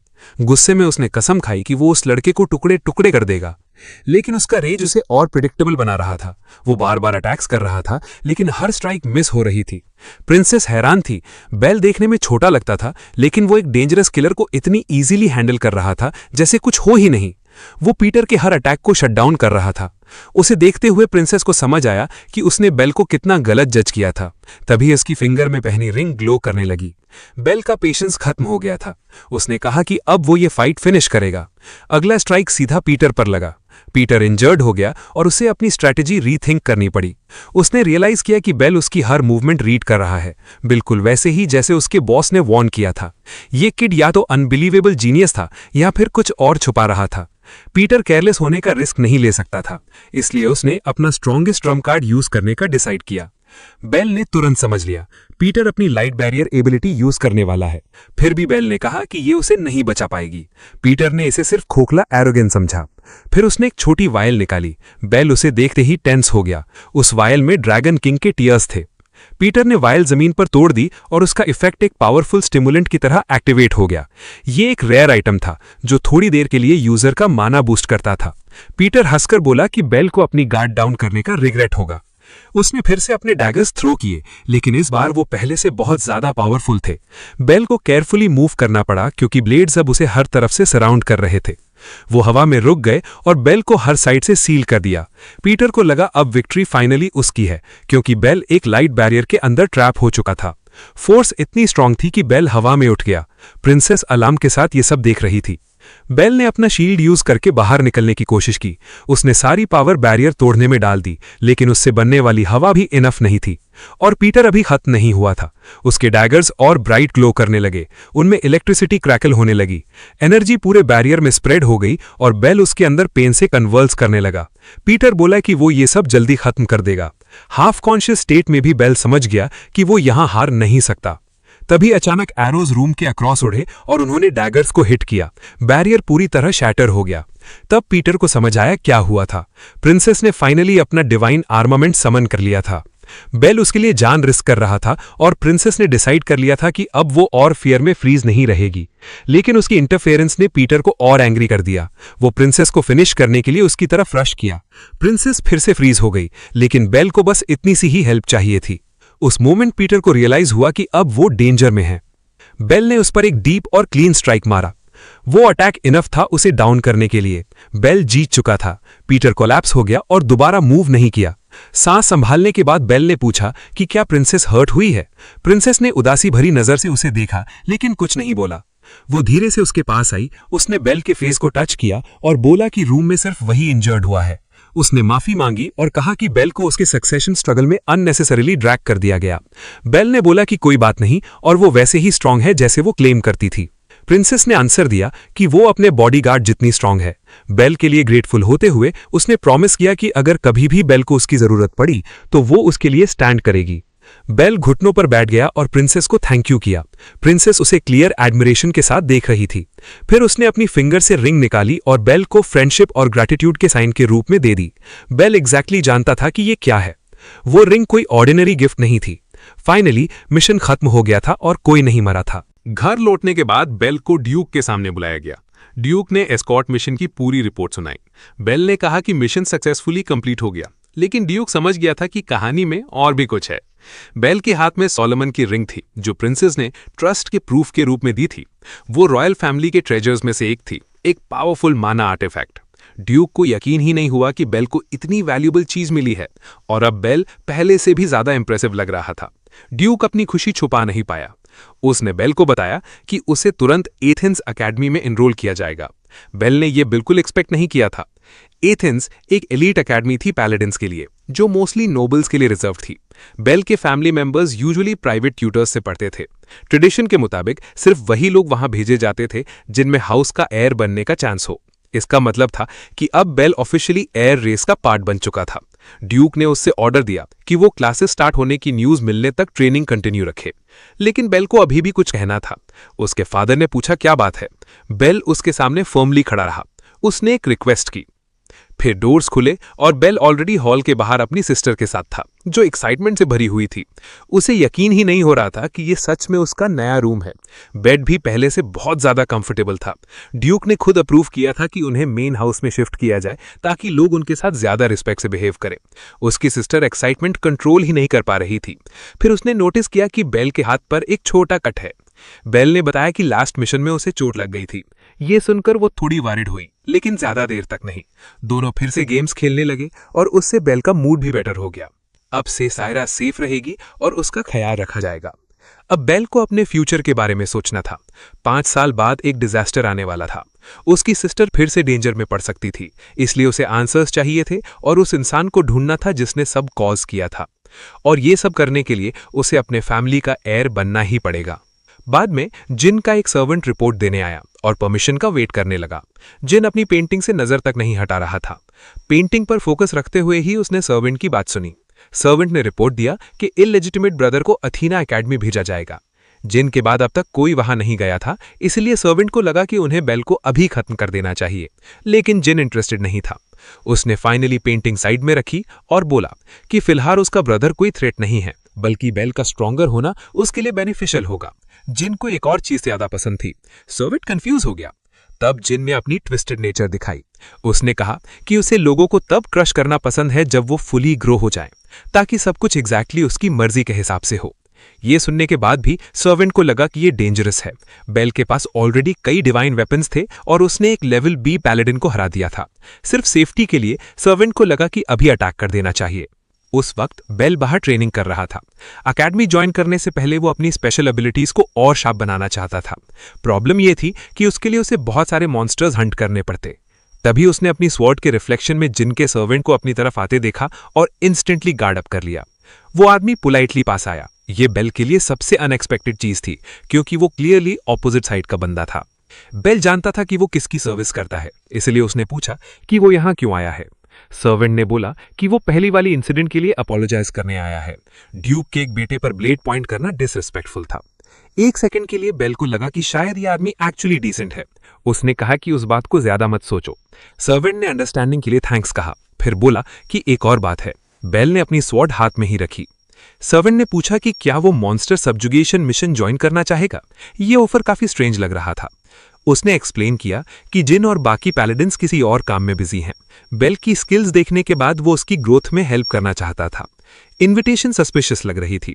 बेल सीधा रिफ्यूज नहीं कर सकता था, लेकिन उसे पता था कि उसे केयरफुल रहना पड़ेगा। फिर भी उसने एक्सेप्ट कर लिया। सर्वेंट ने वार्मली थैंक्स कहा, जबकि अंदर ही अंदर वो मिशन पर बेल को मारने का प्लान कर रहा था। बेल ने पूछा कि वो लोग कहाँ जा रहे हैं। जवाब था एक रिमोट जगह जिसका नाम था एका। बेल तुरंत समझ गया इसका मतलब क्या है। वो लगभग भूल ही गया था, लेकिन ये जगह माना बढ़ाने के एक स्पेशल तरीके के लिए परफेक्ट थी। एम्ब्रोजिया एक रेयर आइटम था जो परमानेंटली माना इंक्रीज कर सकता था। जल्दी ही कैरेज मॉन्स्टर हंट के लिए निकल गई। अंदर बैठा बेल मॉन्स्टर्स को मारने और शायद एम्ब्रोजिया ढूंढने को लेकर एक्साइटेड था, लेकिन ये इतना इजी नहीं था। एम्ब्रोजिया पाने के लिए उसे एक हिडन डंजन में एंटर करना पड़ता। लकीली बेल को एक हिडन डंजन की लोकेशन पता थी। वो एथिका नाम की सिटी के पास अपीयर होता था। जब तक वो लोग वहां पहुंचे तब तक रात हो चुकी थी, इसीलिए डिटेल्स डिस्कस करने से पहले उन्हें रुकने के लिए जगह चाहिए थी। सर्वेंट ने बताया कि उनका टारगेट लेविएथन्स का ग्रुप है। एरिया में कई लेविएथन्स देखे गए थे और वो लेवल सी मॉन्स्टर्स थे। क्योंकि काफी लेट हो गया था, इसलिए हंट सुबह डॉन में स्टार्ट होने वाली थी। थोड़ा रेस्ट करने के बाद बेल ने कहा कि वो अपने रूम में जा रहा है। जैसे ही वो स्टेयर्स चढ़ने लगा, सर्वेंट उसे देख रहा था। उस आदमी को लग रहा था कि बेल एक बेवकूफ है जिसे बिल्कुल आइडिया नहीं कि उसके साथ क्या होने वाला है। वो बेल की डेथ को एक एक्सीडेंट की तरह दिखाने का प्लान बना रहा था। चाहे बेल कितना भी गिफ्टेड हो, वो अभी सिर्फ लेवल सी था, इजी प्रे। रूम के अंदर जाते ही बेल ने सोचा कि शायद रेजर ऑलरेडी सो चुका होगा। उसने अपना शील्ड समन किया और उस पर विंडो के थ्रू विंड मैजिक यूज किया। आर्टिफैक्ट एक फ्लाइंग प्लेटफॉर्म में ट्रांसफॉर्म हो गया और बेल मॉन्स्टर फॉरेस्ट के हिडन डंजन की तरफ निकल गया। वो और उसका मास्टर बहुत पहले ये जगह डिस्कवर कर चुके थे और किसी और को उसकी लोकेशन नहीं पता थी। आखिरकार वो लैंड कर गया। शील्ड गायब हो गया और बेल ने एक छोटा एंट्रेंस स्पॉट किया। उसे सोचा कि उसे डंजन मिल गया है और वो अंदर चला गया। कुछ देर बाद उसके सामने एक ह्यूज गेट था, बिल्कुल वही चीज जो वो ढूंढ रहा था। हिडन डंजन्स कलर्स के बेसिस पर रैंक्ड होते हैं। ब्लू का मतलब लेवल ए और ग्रीन का मतलब लेवल बी होता है, और अगर कोई डंजन क्लियर हो जाए तो उस रैंक के अकॉर्डिंग एम्ब्रोजिया मिलती है। ये बेल के लिए बहुत यूजफुल होने वाली थी, इसलिए उसने अंदर एंटर करने की प्रिपरेशन की। सबसे पहले उसे बॉस को डिफीट करना था। अपनी पास्ट लाइफ में बेल ने ये डंजन तब फेस किया था जब वो सिर्फ लेवल डी था। उसके मास्टर ने उसे वॉर्न किया था कि अभी बहुत जल्दी है, और सच कहें तो इवन अब भी ये काफी टफ हो सकता था। लेकिन फियर इतना स्ट्रांग नहीं था कि बेल पीछे हट जाए। उसने गेट के अंदर हाथ डाला और जैसे ही वो अंदर गया उसके माइंड में सिर्फ एक थॉट था, मुझे जल्दी स्ट्रांगर बनना होगा। डंजन के अंदर एंटर करते ही उसकी पहली मॉन्स्टर से फाइट शुरू हो गई। पहले तो मॉन्स्टर इतना डिफिकल्ट नहीं लगा। बेल फैंटम नाइट को क्लोजली ऑब्जर्व कर रहा था। वो फिर से उसकी तरफ रश करने के लिए रेडी था। उसके अटैक्स फास्ट और शार्प थे, लेकिन बेल हर स्ट्राइक को ब्लॉक कर रहा था। डिफेंड करते वक्त उसे एक ओपनिंग मिली और उसने एक एक्सपोज्ड मोमेंट में काउंटर अटैक किया, लेकिन वो हिट इनफ नहीं थी। उल्टा इम्पैक्ट की वजह से बेल पीछे थ्रो हो गया। उसे एक और वेपन की जरूरत थी, इसलिए उसने हैमर निकाला और एक सॉलिड ब्लो मारा, लेकिन क्रीचर को बिल्कुल डैमेज नहीं हुआ। नॉर्मल अटैक्स उस आर्मर को तोड़ ही नहीं पा रहे थे। बेल को टैक्टिक्स चेंज करनी पड़ी। उसने वापस स्वॉर्ड समन की और ब्लेड को शाइन करने दिया। इस बार उसने मैजिक यूज करके अटैक किया। हिट्स कनेक्ट हुए, लेकिन आर्मर फिर भी नहीं टूटा। बेल ने पहले कभी ऐसा एनिमी फेस नहीं किया था, और उसका सिर्फ लेवल सी होना सिचुएशन को और डिफिकल्ट बना रहा था। फैंटम नाइट फिर से अग्रेसिवली प्रेस करने लगा। कॉर्नर्ड होकर बेल को जल्दी कुछ सोचना था। अगर आर्मर इतना स्ट्रांग है तो उसकी कोई वीकनेस भी जरूर होगी। बेल को लगा कि उसे आंसर मिल गया है। माना से कोटेड बुलेट काम कर सकती है। उसने अटैक में फायर स्पिटर ऐड किया और चार्ज करना स्टार्ट किया। फैंटम नाइट उसकी तरफ क्लोज आ रहा था। सिर्फ 2 सेकंड बाकी थे। एनिमी स्ट्राइक रेंज में आ गया और उसी मोमेंट चार्ज कंप्लीट हो गया। बेल ने आर्मर पर फायर किया। इस बार अटैक काम कर गया। ब्लास्ट ने आर्मर को शैटर कर दिया। क्रीचर गिर गया डिफीटेड, लेकिन रिकॉइल की वजह से बेल भी जमीन पर गिर पड़ा। फाइट खत्म होने के बाद उसने लंबी सांस ली। तो ये थी उसकी वीकनेस, एक इतना पावरफुल मैजिक अटैक जो आर्मर को पियर्स कर सके। अगर बेल के पास उसका डिवाइन वेपन ना होता तो वो सच में बहुत बुरी सिचुएशन में होता। और अगर एक नॉर्मल एनिमी इतना डेंजरस था तो बॉस कितना टेरिफाइंग होगा। फिर भी हिडन डंजन्स वर्थ इट होते थे, क्योंकि मॉन्स्टर्स रेयर आइटम्स ड्रॉप करते थे। बेल को एक पोशन मिला जो स्टैमिना और माना रिस्टोर करता था, और उसने तुरंत उसे ड्रिंक कर लिया। इसके बाद वो आगे बढ़ता गया। रास्ते में आने वाले हर मॉन्स्टर को डिफीट करता हुआ वो फाइनली अपने गोल तक पहुंच गया। उस जायंट गेट के पीछे स्ट्रॉन्गेस्ट एनिमी था। बेल को नहीं पता था कि वो डीमन होगा या कोई ह्यूज सर्पेंट, लेकिन अब वो पता लगने वाला था। वो फाइनल चेंबर में एंटर हुआ। जगह बिल्कुल अरीना जैसी लग रही थी। तभी उसने कुछ सुना। एक नाइट शेप्ड शैडो सामने अपीयर हुई और बेल का बॉडी इंस्टेंटली टेंस हो गया। प्रेशर इतना क्रशिंग था कि सांस लेना मुश्किल लग रहा था। उसके सामने खड़ा मॉन्स्टर क्लियरली एक अलग लेवल का था। उसकी eyes bright bloody red glow कर रही थी। नाइट धीरे धीरे उसकी तरफ आया। ये डेफिनेटली डंजन बॉस था। बेल ने खुद को रेडी किया और फुल अलर्ट रहा। फैंटम नाइट ने अपनी स्वॉर्ड की तरफ देखा और एक शार्प मोशन में मूव किया। अटैक स्टार्ट हो चुका था। बेल के पास रिएक्ट करने के लिए सिर्फ एक इंस्टेंट था, वरना फाइट वहीं खत्म हो जाती। जो नेक्स्ट हुआ वो डिवास्टेटिंग था। बेल थोड़ा डिस्टेंस बना पाया, लेकिन उसे लगातार अटैक्स डॉज करने पड़े। एक क्लीन हिट और वो मर जाता। क्रीचर फिर उसकी तरफ मुड़ा और बेल को जंप करके बचना पड़ा। उस ओपनिंग का यूज करके बेल ने अपनी स्वॉर्ड समन की। अब वो काउंटर अटैक कर सकता था। उसने गैप फाइंड किया और फैंटम नाइट की बैक पर स्लैश मारा, लेकिन आर्मर उसके एक्सपेक्टेशन से भी ज्यादा टफ निकला। उसे ब्रेक करना इजी नहीं था। सोचने का टाइम ही नहीं था। बेल सिर्फ डॉजिंग पर फोकस कर रहा था और वही प्लान यूज करने लगा जो पहले काम आया था। फायर स्पिटर अब भी उसका बेस्ट ऑप्शन था, लेकिन इस बार वो अटैक को और ज्यादा चार्ज करेगा, पूरे 5 सेकंड्स तक। उसे बस थोड़ा और टाइम चाहिए था। जैसे ही चार्ज कंप्लीट हुआ, बेल ने फैंटम नाइट पर फायर किया, होप करते हुए कि ये अटैक फाइट फिनिश कर देगा। ब्लास्ट सीधा टारगेट पर हिट हुआ, लेकिन बेल शॉक हो गया। अटैक का कोई इफेक्ट नहीं हुआ। तब उसने नाइट के चेस्ट पर एक स्ट्रेंज मार्क नोटिस किया। उसकी मैजिक रेजिस्टेंस absurd लेवल की थी। बेल फिर से कॉर्नर हो गया। वो सिर्फ इसलिए सर्वाइव कर रहा था क्योंकि वो इनफ फास्ट था हर अटैक डॉज करने के लिए। एक्स्ट्रा प्रोटेक्शन के लिए उसने अपना शील्ड भी समन कर लिया। शील्ड ने एक डायरेक्ट हिट ब्लॉक कर दिया, लेकिन उस अटैक की फोर्स टेरिफाइंग थी।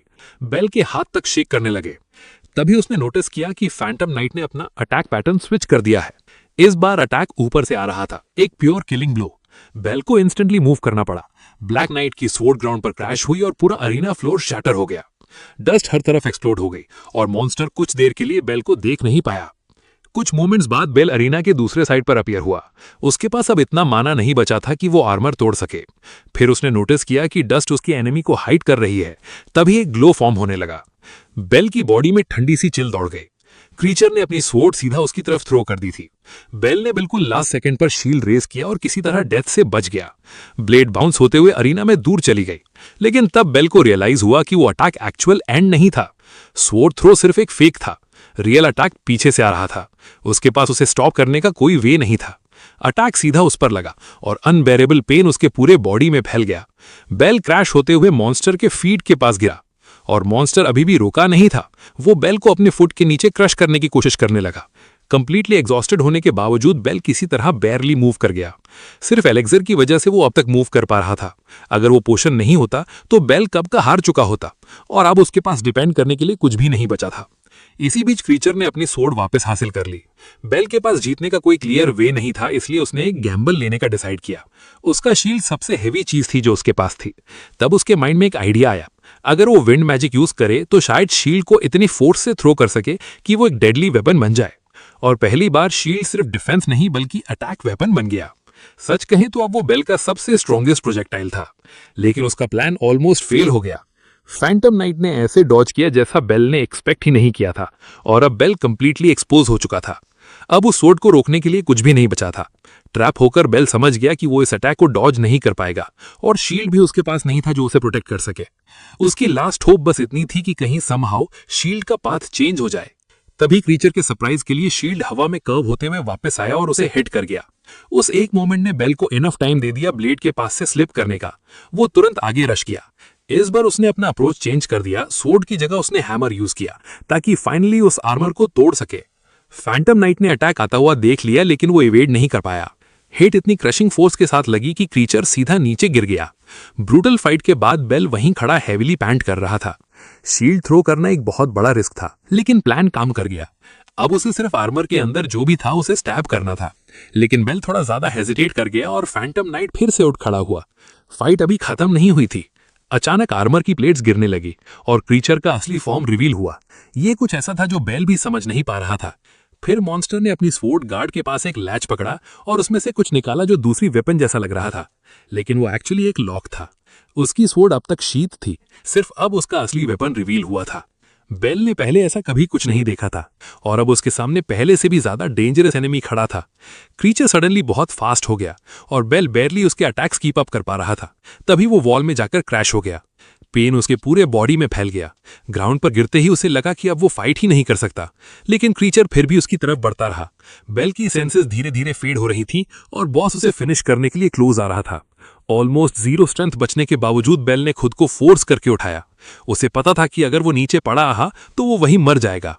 मुश्किल से अपना हेड लिफ्ट करते हुए उसने एक स्लैश को अपनी तरफ आते देखा, लेकिन अटैक रुक गया।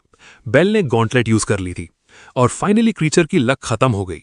मॉन्स्टर खुद समझ नहीं पा रहा था क्या हुआ। बेल कंप्लीटली एग्जॉस्टेड लग रहा था, फिर भी उसने अपनी स्वॉर्ड समन कर ली।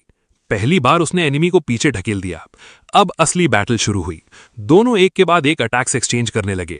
दोनों की स्पीड और भी ज्यादा बढ़ चुकी थी और फाइट पूरे अरीना में स्प्रेड हो गई। आर्मर के बिना मॉन्स्टर एक्चुअली और स्ट्रॉन्गर था, लेकिन वो भी बेल के अगेंस्ट इनफ नहीं था। गॉन्टलेट की पावर के साथ बेल को लग रहा था कि अब वो इसे फिनिश कर सकता है। तभी मॉन्स्टर के बॉडी पर बना मार्क कलर चेंज कर गया और ब्राइट रेड ग्लो करने लगा। बेल ने अटैक किया लेकिन उसकी स्वॉर्ड सिर्फ इट आफ्टर इमेज को ही कट कर पाई। उसे इंस्टेंटली समझ आ गया कि वो मिस कर चुका है और किसी तरह लास्ट सेकंड पर गार्ड रेस करके काउंटर अटैक ब्लॉक किया। उस कलर चेंज ने क्रीचर को और भी फास्ट बना दिया था और बेल फिर से प्रेशर में आ गया। फिर भी वो अभी हारा नहीं था, लेकिन जीतने के लिए उसे और पावर चाहिए थी और जितनी ज्यादा पावर वो ड्रॉ करता गया उतना ही वो डेंजरस होता गया। वो पावर एडिक्टिव थी। तब बेल के माइंड में एक ट्विस्टेड फिगर अपीयर हुई और उसे सच समझ में आ गया। गॉन्टलेट कर्स्ड थी। उसकी फुल पावर पाने के लिए बेल को अपनी सोल ऑफर करनी पड़ती और वो ऑलमोस्ट उस डील को एक्सेप्ट करने वाला था। एक डार्क ऑरा उसके अराउंड रैप होने लगी और बेल धीरे धीरे कंट्रोल लूज करने लगा। उसे फील हुआ जैसे वो खुद ही डिसअपियर हो रहा हो। वो मिस्टीरियस एंटिटी उसके कान में विस्पर करने लगी कि उसे अभी पावर की जरूरत है। उसका सारा पेन सिर्फ उसकी वीकनेस की वजह से था। वही वीकनेस थी जिसकी वजह से लोग हमेशा उसे क्रश करते आए हैं और जिसकी वजह से उसने अपनी लाइफ भी लूज की थी।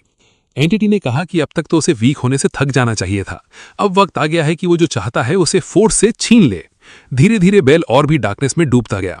ओपनिंग देखते ही क्रीचर उसे किल करने के लिए रश हुआ, लेकिन तब तक बेल की पावर कंप्लीटली चेंज हो चुकी थी। दोनों की ब्लेड्स इक्वल फोर्स के साथ टकराए और उनके क्लैश से एक वायलेंट शॉक वेव पूरे अरीना में फैल गए। उस वक्त बेल को सिर्फ एक ही चीज चला रही थी, तबाही की भूख। अब उसे जीतने की भी परवाह नहीं थी, वो बस सब कुछ तोड़ देना चाहता था। सबसे पहले वो क्रीचर, उसके बाद जो भी उसके रास्ते में आता वो उसे मिटा देता। लेकिन खुद को पूरी तरह खोने से पहले बेल को अपनी बहन याद आ गई। उस एक ख्याल ने उसकी होश वापस ला दी। वो अब भी उस खतरनाक क्रीचर से लड़ रहा था, पर उसे पता था कि वो इतनी बड़ी कीमत नहीं चुका सकता। उसकी बहन अब भी उसका इंतजार कर रही थी। वो किसी को मारने के लिए नहीं लड़ रहा था, उसे पावर सिर्फ एक वजह के लिए चाहिए थी, अपनी बहन की हिफाजत के लिए। इसी सोच ने उसे दोबारा खुद पर कंट्रोल दे दिया। अब वक्त था उस क्रीचर को खत्म करने का और उसकी पावर हासिल करने का। एजिस हद से ज्यादा पावरफुल था। बेल ने डंजन बॉस को आसानी से पीछे ढकेल दिया। फिर वो एंटिटी दोबारा उसे लालच देने लगी, और भी ज्यादा पावर देने का ऑफर करते हुए, बस बदले में उसकी सोल मांग रही थी। अंदर से स्ट्रगल करते हुए भी बेल ने लड़ना नहीं छोड़ा और क्रीचर भी उस पर टूट पड़ा। दोनों ने भारी अटैक्स लॉन्च किए और एक बार फिर तेज रफ्तार कॉम्बैट में टकरा गए। क्रीचर ने माना अटैक से बेल को सरप्राइज करने की कोशिश की, लेकिन बेल ज्यादा फास्ट था। उसने उसका वेपन उड़ा दिया और एक ही स्लैश में उसकी एक बाहू काट दी। अब क्रीचर के पास जीतने का कोई असली चांस नहीं बचा था। बेल को आखिर वो ओपनिंग मिल गई जिसका वो इंतजार कर रहा था, और उसने क्रीचर को सीधा बीच से 2 टुकड़े कर दिया। आखिरकार मॉन्स्टर खत्म हो चुका था और जीत बेल की हुई। पावर अब भी उसके अंदर दौड़ रही थी जब उसने डेड क्रीचर को धीरे धीरे बिखरते देखा। बैटल खत्म हो चुकी थी, इसलिए अब वो कर्स्ड गॉन्टलेट उतार सकता था।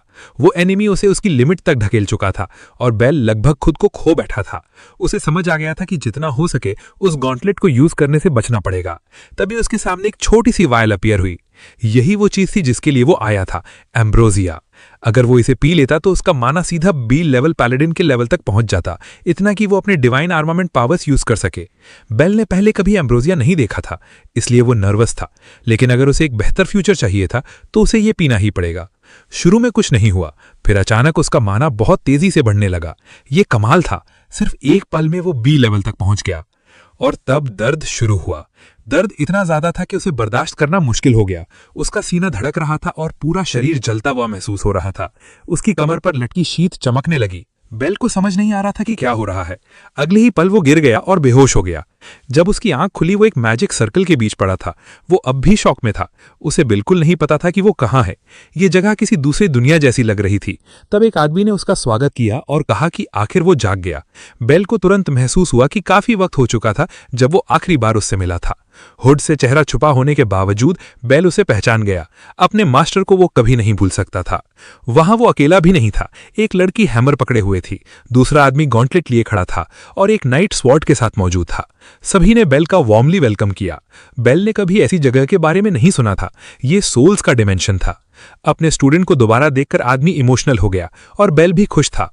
उसके मास्टर का नाम रीजस था, वही जिसने उसे एवलॉर लिया था। रीजस ही एक्लिस शील्ड का ओरिजिनल ओनर भी था। इतनी अचानक अपने मास्टर को दोबारा देखना बेल के लिए बहुत खास था, लेकिन वो कंफ्यूज भी था क्योंकि वो टाइम में पीछे जा चुका था। उसे समझ नहीं आ रहा था कि रीजस को अभी सब कुछ कैसे याद है। रिजिस ने समझाया कि ये जगह एवलॉन के अंदर ही एग्जिस्ट करती है, वही जगह जहां डिवाइन आर्मामेंट्स और उनके पिछले वील्डर्स की सोर्स रखी जाती है। ये सुनकर बेल हैरान रह गया। फिर उसने पूछा कि उसके मास्टर का असली बॉडी क्या हुआ। रिजिस ने कहा शायद कहीं माउंटेन्स में रिटायरमेंट एंजॉय कर रहा होगा। एवलॉन अपने यूजर्स की सोल से बॉन्ड करता है और जब बेल उसे लेकर टाइम ट्रैवल कर गया तो उसका कनेक्शन टूट गया, लेकिन फिर भी रिजिस की कॉन्शियसनेस उसकी बॉडी से लिंक रही। बेल ने तुरंत अंदाजा लगा लिया कि एवलॉन ने ही उसे पास्ट में भेजा होगा, लेकिन रिजिस को भी इस बात का यकीन नहीं था। जितना वो जानता था डिवाइन आर्मामेंट में ऐसी पावर नहीं थी। बेल को उम्मीद नहीं थी कि उसका मास्टर भी इसका जवाब नहीं दे पाएगा। फिर भी रिजिस ने उसकी तारीफ की और कहा कि उसने अपनी बहन को प्रोटेक्ट करके बहुत अच्छा काम किया। यह सुनकर बेल शर्मा गया। फिर उसने पूछा कि उसे यहां क्यों लाया गया है। रेजिस जवाब देने ही वाला था कि तभी एक और सोल आगे बढ़ गया। उसने कंप्लेन किया कि वो लोग बहुत टाइम ले रहे हैं और बोला कि वो भी बात करना चाहता है। उसका नाम रिवन था, फायर स्पिटर्स का व्हीलियर। रेजिस ने कहा कि वो अभी अपने स्टूडेंट से बात पूरी नहीं कर पाया, लेकिन रिवन ने बस हंसते हुए कहा कि थोड़ा रिलैक्स करो, तुम कोई स्टून गोलम नहीं हो। बेल बस कंफ्यूज होकर सब देख रहा था। उसने खुद को सिक्स्थ सक्सेसर बताते हुए रिवन से मिलकर खुशी जताई, लेकिन जैसे ही उसने हैंडशेक करने की कोशिश की, उसे समझ आ गया कि ये बस एक प्रैंक था। रिवन बहुत ही लेड बैक और मजाकिया था। बेल को समझ ही नहीं आ रहा था कि उसके साथ डील कैसे करे। बेल का कंफ्यूज्ड एक्सप्रेशन देखकर रिवन और ज्यादा हंसने लगा। उसने कहा कि सिक्स्थ सक्सेसर काफी इनोसेंट है। तब शार्लेट बीच में आ गई। उसने पॉइंट आउट किया कि न्यू कमर अभी सब कुछ समझने की कोशिश कर रहा है। रिवन ने इसे हार्मलेस जोक बोलकर टाल दिया और हारू से पूछा कि क्या वो अग्री करता है, लेकिन हारू इतना शाय था कि जवाब भी नहीं दे पाया। फोर्थ सक्सेसर होते हुए भी वो धीरे से बोला कि प्लीज उससे बात मत करो। शार्लेट ने सबको याद दिलाया कि रिवन को लोगों को तंग करना पसंद है, लेकिन रिवन ने मजाक में कहा कि इतना गुस्सा मत हो वरना रिंकल्स आ जाएंगे और तुम्हारी ब्यूटी खराब हो जाएगी। शार्लेट को यह बिल्कुल फनी नहीं लगा। उनके मास्टर ने सिचुएशन काम करने की कोशिश की, लेकिन शार्लेट क्लियरली रेजिस के एटीट्यूड से खुश नहीं थी। इससे पहले कि वो कुछ और बोलती, रिवन फिर से मजाक करने लगा। बेल के लिए अपने मास्टर को इतना रिलैक्स देखना अजीब था। इससे सिर्फ एक बात प्रूव होती थी, उसके प्रेडिसेसर्स सच में लेजेंडरी हीरोज थे। उसने पहले ही सुना था कि वो सब ईविल के खिलाफ लड़ने वाले महान वॉरियर्स थे। फिर स्वॉर्ड्समैन ने सबको फोकस करने को कहा और फर्स्ट सक्सेसर एडम ने बताया कि इस मीटिंग का एक असली पर्पस है। उन्होंने बेल को उस डिमेंशन में एक वार्निंग देने के लिए बुलाया था। ये सुनकर बेल ने पूछा, वार्निंग क्या है? सिक्स्थ सक्सेसर को अपने डिवाइन आर्म्स को सही तरह से यूज करना सीखना होगा। ये सुनकर बेल सरप्राइज हो गया। जब डिवाइन आर्म्स पूरी तरह अवेकन होते हैं तो वो बहुत ज्यादा माना रिलीज करते हैं। अगर बेल ने अभी वो पावर अनलॉक की तो उसका बॉडी शायद सर्वाइव ही ना करे। इसी वजह से उसे इतना दर्द हो रहा था। उसे अपने बॉडी के मैच्योर होने का वेट करना पड़ेगा, तभी वो उस पावर को सेफली ओपन कर पाएगा। लेकिन बेल वेट नहीं कर सकता था। उसे यकीन था कि वो अब रुक नहीं सकता। अपनी बहन को प्रोटेक्ट करने के लिए उसे हर पॉसिबल स्ट्रेंथ चाहिए थी। एडम ने समझ लिया कि बेल पीछे नहीं हटेगा, इसीलिए सिर्फ एक ही तरीका बचा था। उसने डिसाइड किया कि वो बेल को वहीं पर क्रश करके टेस्ट करेगा। एडम इतनी तेजी से मूव हुआ कि बेल को तुरंत रिएक्ट करना पड़ा, लेकिन अगले ही पल उसे एहसास हुआ एडम तो पहले ही उसके पीछे पहुंच चुका था। स्वॉर्ड के फ्लैट साइड का ब्लो उस पर लगा। एडम चाहता था कि वो समझे कि अभी भी वो काफी इमैच्योर है, लेकिन उसने एक्सपेक्ट नहीं किया था कि उसका स्ट्राइक ब्लॉक हो जाएगा। इस बात में एडम को दोबारा सोचने पर मजबूर कर दिया। रीसेंट बैटल्स के थ्रू लड़का काफी ग्रो कर चुका था, शायद वो सच में रेडी था। फिर भी उसे सबसे पहले स्वॉर्ड को प्रॉपर्ली मास्टर करना चाहिए था। सारे सक्सेसर्स इसी बात का वेट कर रहे थे। लड़के ने पूछा, क्या इसका मतलब है कि एडम ने फाइनली उसे एक्सेप्ट कर लिया है? एडम ने हाँ कह दिया। अगर वो सिर्फ एक पावर तक खुद को लिमिट रखे तो शायद उसे हैंडल कर पाएगा। इसीलिए एडम ने उसे परमिशन दे दी कि वो कैलिबर की बी रैंक एबिलिटीज अनलॉक कर सकता है। बाकी पावर्स जिनमें ए रैंक एबिलिटीज इंक्लूडेड हैं बाद में मिलेंगी, और वो एबिलिटीज एक कंप्लीटली अलग लेवल की थी। लड़के ने तुरंत कहा कि वो अभी अनलॉक करेगा। एडम को उसकी डिटर्मिनेशन पसंद आई। रिवन, जो अभी भी मजाक कर रहा था, नंबर 6 को गुड लक विश करता है। सबको उम्मीद थी कि वो अपनी छोटी बहन को प्रोटेक्ट कर पाएगा। इवन वो क्वाइट यंग मैन भी उस पर नजर रखे हुए था। वो सब शैडोज से उसकी देखभाल करते रहेंगे। अब वक्त आ गया था कि लड़का अपने बॉडी में वापस लौट जाए। वो डंजन में जा गया। दर्द गायब था, लेकिन एक अजीब फीलिंग अभी भी बाकी थी। जैसे ही उसने स्वॉर्ड की पावर को महसूस किया, वो मॉन्स्टर्स पर उसे टेस्ट करने के लिए इम्पेशेंट हो गया। फ्रैगा ऑलरेडी जानता था कि स्वॉर्ड में कितनी पावर है। मॉन्स्टर्स तक पहुंचने के लिए उन्हें बोट से ट्रैवल करना था, और सफर के बीच में यंग मैन ने वार्निंग दी कि लिवियाथिन्स जल्दी ही सामने आएंगे। इसका मतलब था कि फाइट के लिए रेडी होने का टाइम आ गया था।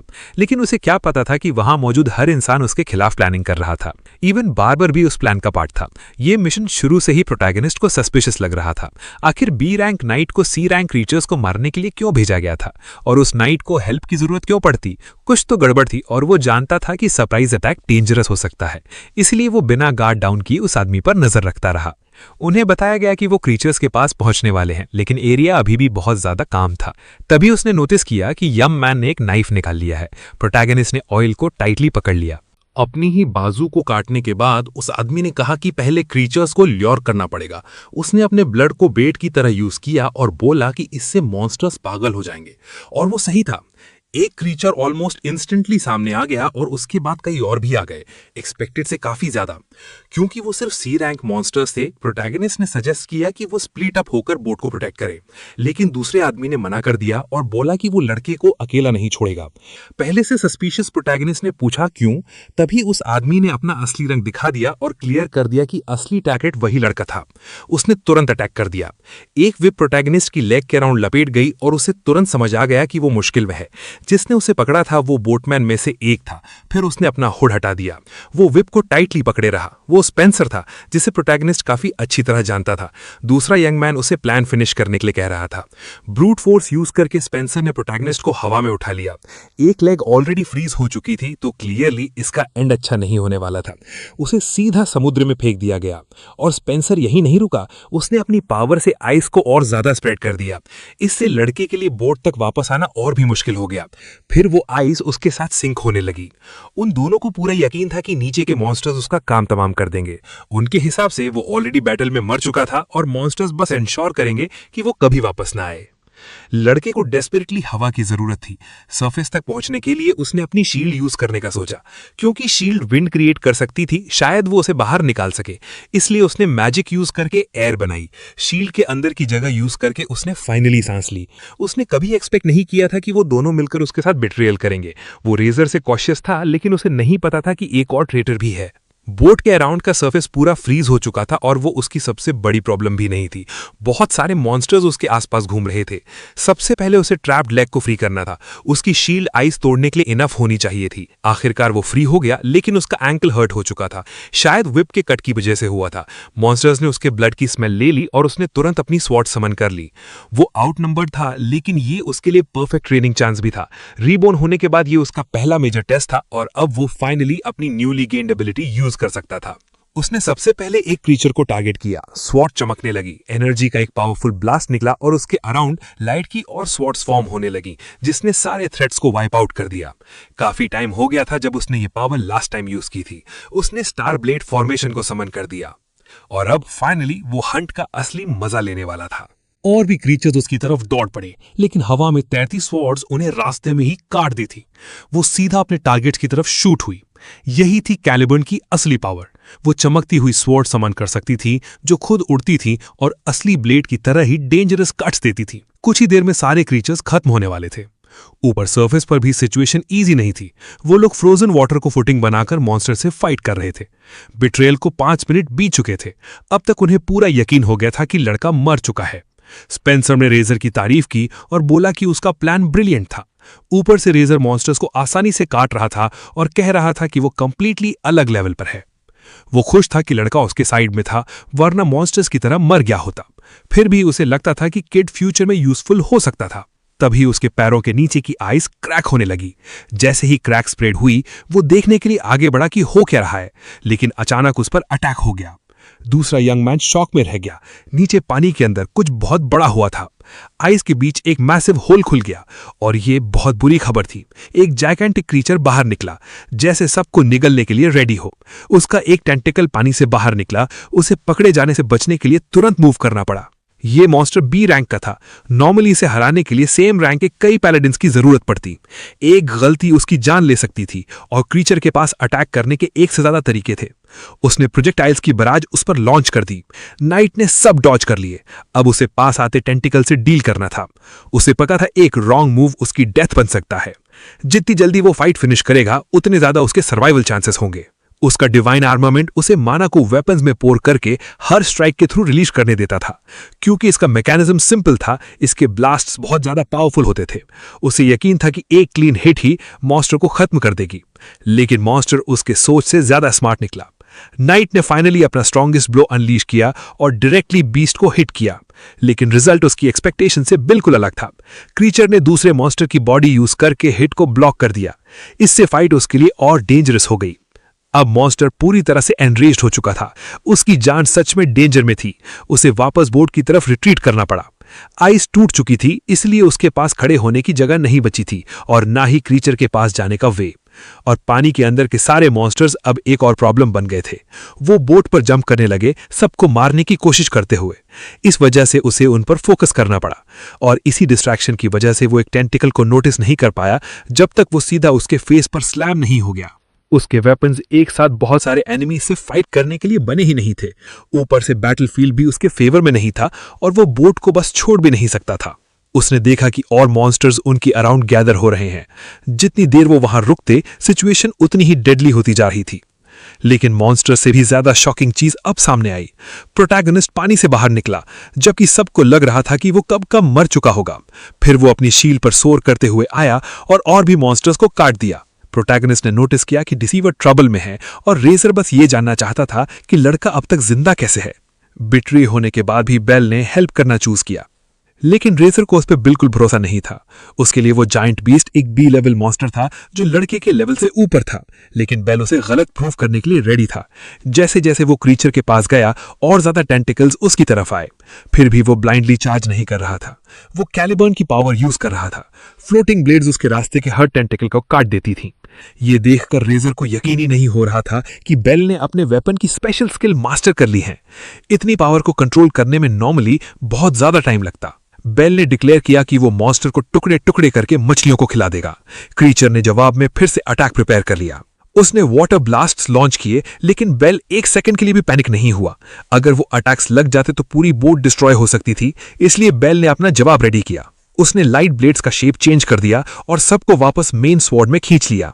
सारी स्कैटर्ड स्वॉर्ड्स मिलकर एक ग्लोइंग ब्लेड बन गई जो एक फोकस्ड एनर्जी बीम फायर करने लायक थी। मॉन्स्टर का अटैक बेल के काउंटर से टकराया, लेकिन बेल की पावर ज्यादा स्ट्रांग थी। उसका स्ट्राइक सीधा मॉन्स्टर की बॉडी को पियर्स कर गया और वो उसके पार निकल गया जब ब्लेड्स ने मॉन्स्टर को चीर दिया। आखिरकार मॉन्स्टर डिफीट हो गया। उस हिट के बाद वो कंप्लीटली फाइट से बाहर हो चुका था। उसकी बॉडी 2 हिस्सों में स्प्लिट हो चुकी थी। रेजर को यकीन ही नहीं हो रहा था कि लड़के ने ऐसा कुछ कर दिखाया। जब बेल वापस बोट पर आया, उसने क्लियर कर दिया कि अब स्पेंसर की बारी है, उस बिट्रियल के लिए जो उसने पहले किया था। जिनका सर्वेंट पहले ही समझ गया था कि लड़का फ्यूचर में उसके मास्टर के लिए सीरियस प्रॉब्लम बनेगा। इतनी पावर देखने के बाद भी स्पेंसर बेल को मारना चाहता था। वो गुस्से में चिल्लाया कि कोई बैस्टर्ड चाइल्ड कभी भी बी लेवल पैलेडिन को नहीं हरा सकता। जैसे ही बेल उसकी तरफ बढ़ा, वो हैरान था कि स्पेंसर अब भी सोच रहा है कि वो जीत सकता है, क्योंकि बेल पहले ही स्पेंसर को स्नीक अटैक में यूज कर चुका था। इसलिए उसे लगता था कि अंदर ही अंदर वो आदमी डरा हुआ है। कुछ पल के लिए दोनों नाइट्स एक दूसरे को देखते रहे, जैसे एक दूसरे की स्ट्रेंथ को मेजर कर रहे हों। फिर दोनों ने एक साथ अटैक कर दिया। उनके वेपन्स फाइनली टकरा गए। शुरू में बेल ओवरवेल्म नहीं लगा, लेकिन जल्द ही रेजर ने रॉ स्ट्रेंथ का डिफरेंस दिखा दिया और बेल को पीछे उड़ा दिया। क्लियरली एक फाइटर दूसरे से ज्यादा पावरफुल था। रेजर को लगता था कि सिर्फ यही बात बैटल डिसाइड कर देगी, लेकिन बेल अब अपनी सॉर्ड की स्पेशल पावर यूज कर सकता था। उसने एक लाइट ब्लेड सीधा रेजर की तरफ भेजा। रेजर जानता था कि वो ब्लेड्स कितनी डेंजरस हैं, इसलिए वो तुरंत सीरियस हो गया। सिर्फ एक ब्लेड आ रही थी तो उसे ब्लॉक करना इजी लग रहा था, लेकिन बेल ने उसे ट्रैप की तरह सेट किया था ताकि वो रेजर के ब्लाइंड स्पॉट पर हिट करे। रेजर ने अपनी डिवाइन वेपन स्किल यूज की और लाइट ब्लेड को डिस्ट्रॉय कर दिया। जैसे ही वो फेड हुई, उसे पूरा यकीन हो गया कि बेल कभी भी उस पर रियल हिट नहीं कर पाएगा। अब तक फाइट काफी इवन लग रही थी, लेकिन एक बी लेवल पैलेडिन को हराना इतना सिंपल नहीं था। बेल का माना इतनी स्किल्स यूज करते करते रैपिडली ड्रेन हो रहा था। इस वजह से उसके पास बस एक लास्ट सॉर्ड बच गई थी। रेजर के एक्सपीरियंस ने उसे बता दिया कि बेल ये पावर हमेशा यूज नहीं कर सकता। हर पावर की एक कॉस्ट होती है, इसलिए वो एग्रेसिवली चार्ज कर गया फाइट को फिनिश करने के लिए। उसका पहला स्ट्राइक वैसे हिट नहीं हुआ जैसे वो चाहता था, लेकिन नेक्स्ट ब्लो और उसके बाद का कॉम्बो सीधा लग गया। बेल का बॉडी अभी यंग था और फुली डेवलप्ड भी नहीं हुआ था, इसलिए वो इतने हैवी हिट्स ज्यादा देर तक नहीं झेल सकता था। दोनों के बीच का स्ट्रेंथ गैप अब बहुत बड़ा एडवांटेज बन रहा था। बेल चाहता तो एजेस यूज करके फाइट खत्म कर सकता था, लेकिन उसे डार्कनेस में फंसने का डर था, इसलिए उसने वेपन चेंज कर दिया और रेजर पर लगातार शॉट्स फायर करने लगा। रेजर ने हर एक शॉट डॉज कर दिया, लेकिन वही ओपनिंग थी जिसका बेल वेट कर रहा था। रेजर को प्लान समझ आ गया और उसे लगा बेल के पास इनफ स्पीड नहीं है कि वो उसे सक्सेसफुली एग्जीक्यूट कर सके, लेकिन जो नेक्स्ट हुआ उसकी उसने बिल्कुल एक्सपेक्टेशन नहीं की थी। उन शॉट्स के रिकॉइल को यूज करके बेल और भी ज्यादा स्पीड से डिस्टेंस क्लोज कर गया, जिसकी वजह से उसका स्लैश एक्सपेक्टेड से पहले लैंड हुआ। वो ऑलमोस्ट रेजर का हेड उड़ा देता, लेकिन बस उसे और ज्यादा गुस्सा दिलाने में सक्सेसफुल हुआ। जैसे ही रेजर का रेज बढ़ने लगा, बेल समझ गया कि उसका प्लान काम कर रहा है, क्योंकि उसी वक्त लास्ट लाइट ब्लेड ने अटैक किया जब रेजर ऑफ गार्ड था और वो सीधा उसकी बैक के थ्रू पियर्स कर गई। रेजर ने वो अटैक आते हुए देखा ही नहीं और इतनी सीरियस वुंड का मतलब था कि फाइट ऑलमोस्ट खत्म हो चुकी थी। रेजर को समझ आ गया कि उसने बेल के प्लान को कंप्लीटली गलत समझ लिया है। अब वो प्रॉपरली फाइट कंटिन्यू नहीं कर सकता था। बेल कामली उसके पास चला गया और बोला कि अब सब खत्म हो चुका है। उसने वार्निंग भी दी कि कोई रेकलेस मूव मत करना, लेकिन सरेंडर करना कभी भी रेजर की सोच का पार्ट नहीं था। उसका मानना था कि बेल उसके मास्टर जिन के फ्यूचर के लिए थ्रेट है, इसलिए बेल को यहीं रोकना जरूरी था। ये सुनकर बेल ने पूछा कि वो अपने ब्रदर के लिए इतना लॉयल क्यों है। ये सवाल सुनते ही रेजर पुरानी मेमोरी में चला गया। उस बैटल में वो कंप्लीटली टूट चुका था। उसके पास बिल्कुल स्ट्रेंथ नहीं बची थी और वो मूव भी नहीं कर पा रहा था। वो उसकी लिमिट थी। तब एक आदमी उसके पास आया और उसकी रूइंड बॉडी के पास रुक गया। उसने अंदाजा लगाया कि शायद वही मर्सनरी है जो इतने क्राइम्स के पीछे था। बची कुची स्ट्रेंथ से रेजर ने उसकी तरफ देखने की कोशिश की। यंग मैन ने एक छोटा फ्लास्क निकाला और उसका लिक्विड रूइंड रेजर पर डाल दिया। फिर उसने कहा कि आज उसका लकी डे है क्योंकि अब से वो उसका होगा। इसी वजह से रेजर इतना लॉयल था। जिन ने उसे एक्सेप्ट किया था और रेजर मानता था कि उसे उस काइंडनेस का रीपे हर हाल में करना है, चाहे उसकी कोई भी कीमत क्यों ना हो। फिर उसने बेल की समन की हुई लाइट ब्लेड डिस्ट्रॉय कर दी। उसके ब्रोकन फ्रैगमेंट जमीन पर गिर गए। बेल समझ गया कि उसका एनिमी ऑलरेडी डिसाइड कर चुका है कि ये बैटल कैसे एंड होगी। बेल पहले रेजर को सिर्फ एक क्रिमिनल समझता था, लेकिन अब वो उसके नाइट वाले प्रॉमिस की रिस्पेक्ट करने लगा था। अब से दोनों फुल पावर पर फाइट करने वाले थे। रेजर अब भी गुस्से में जल रहा था और ड्यूअल कंटिन्यू करने के लिए रेडी था, लेकिन बेल ने ये एबिलिटी पहले भी देखी हुई थी। वो पावरफुल थी, लेकिन चार्ज होने में टाइम लगता था। इसलिए बेल ने डिसाइड किया कि वो पहले अटैक करेगा। उसने बिना डिले के अटैक लॉन्च कर दिया। जैसे ही बेल क्लोज इन हुआ, रेजर एक सडन मूव से ऑफ गार्ड हो गया। बेल का नी सीधा उस पर स्लैम हुआ और उस मोमेंट पर रेजर को समझ आ गया कि वो एक मॉन्स्टर के हाथ धोखा खा गया है। अब वो डिफीट के बिल्कुल एज पर था। खुद को संभालते हुए उसने वार्निंग दी कि फाइट अभी खत्म नहीं हुई है। उसके पास एक लास्ट चांस अभी भी था। एक टाइनी सॉर्ड फ्रैगमेंट अभी भी बचा हुआ था और वो बेल की बैक पर एक एंड टू एंड स्लैश मार गया। उस फाइनल हिट के बाद बेल मूव नहीं कर पा रहा था। रेजर को लगा था कि उसने सारी ब्लेड्स डिस्ट्रॉय कर दी हैं, लेकिन सैडली वो गलत था। बेल ने बस ऐसा इल्यूजन क्रिएट किया था। उसी ट्रिक ने बेल को अपना विनिंग प्लान बिल्ड करने दिया। ऐसा लग रहा था जैसे बेल का बैटल सेंस रेजर से भी ज्यादा डेंजरस हो, जो बिल्कुल इम्पॉसिबल लगता है। अगर रेजर ने अपना लास्ट हिडन कार्ड सेव ना किया होता तो वो पक्का हार गया होता।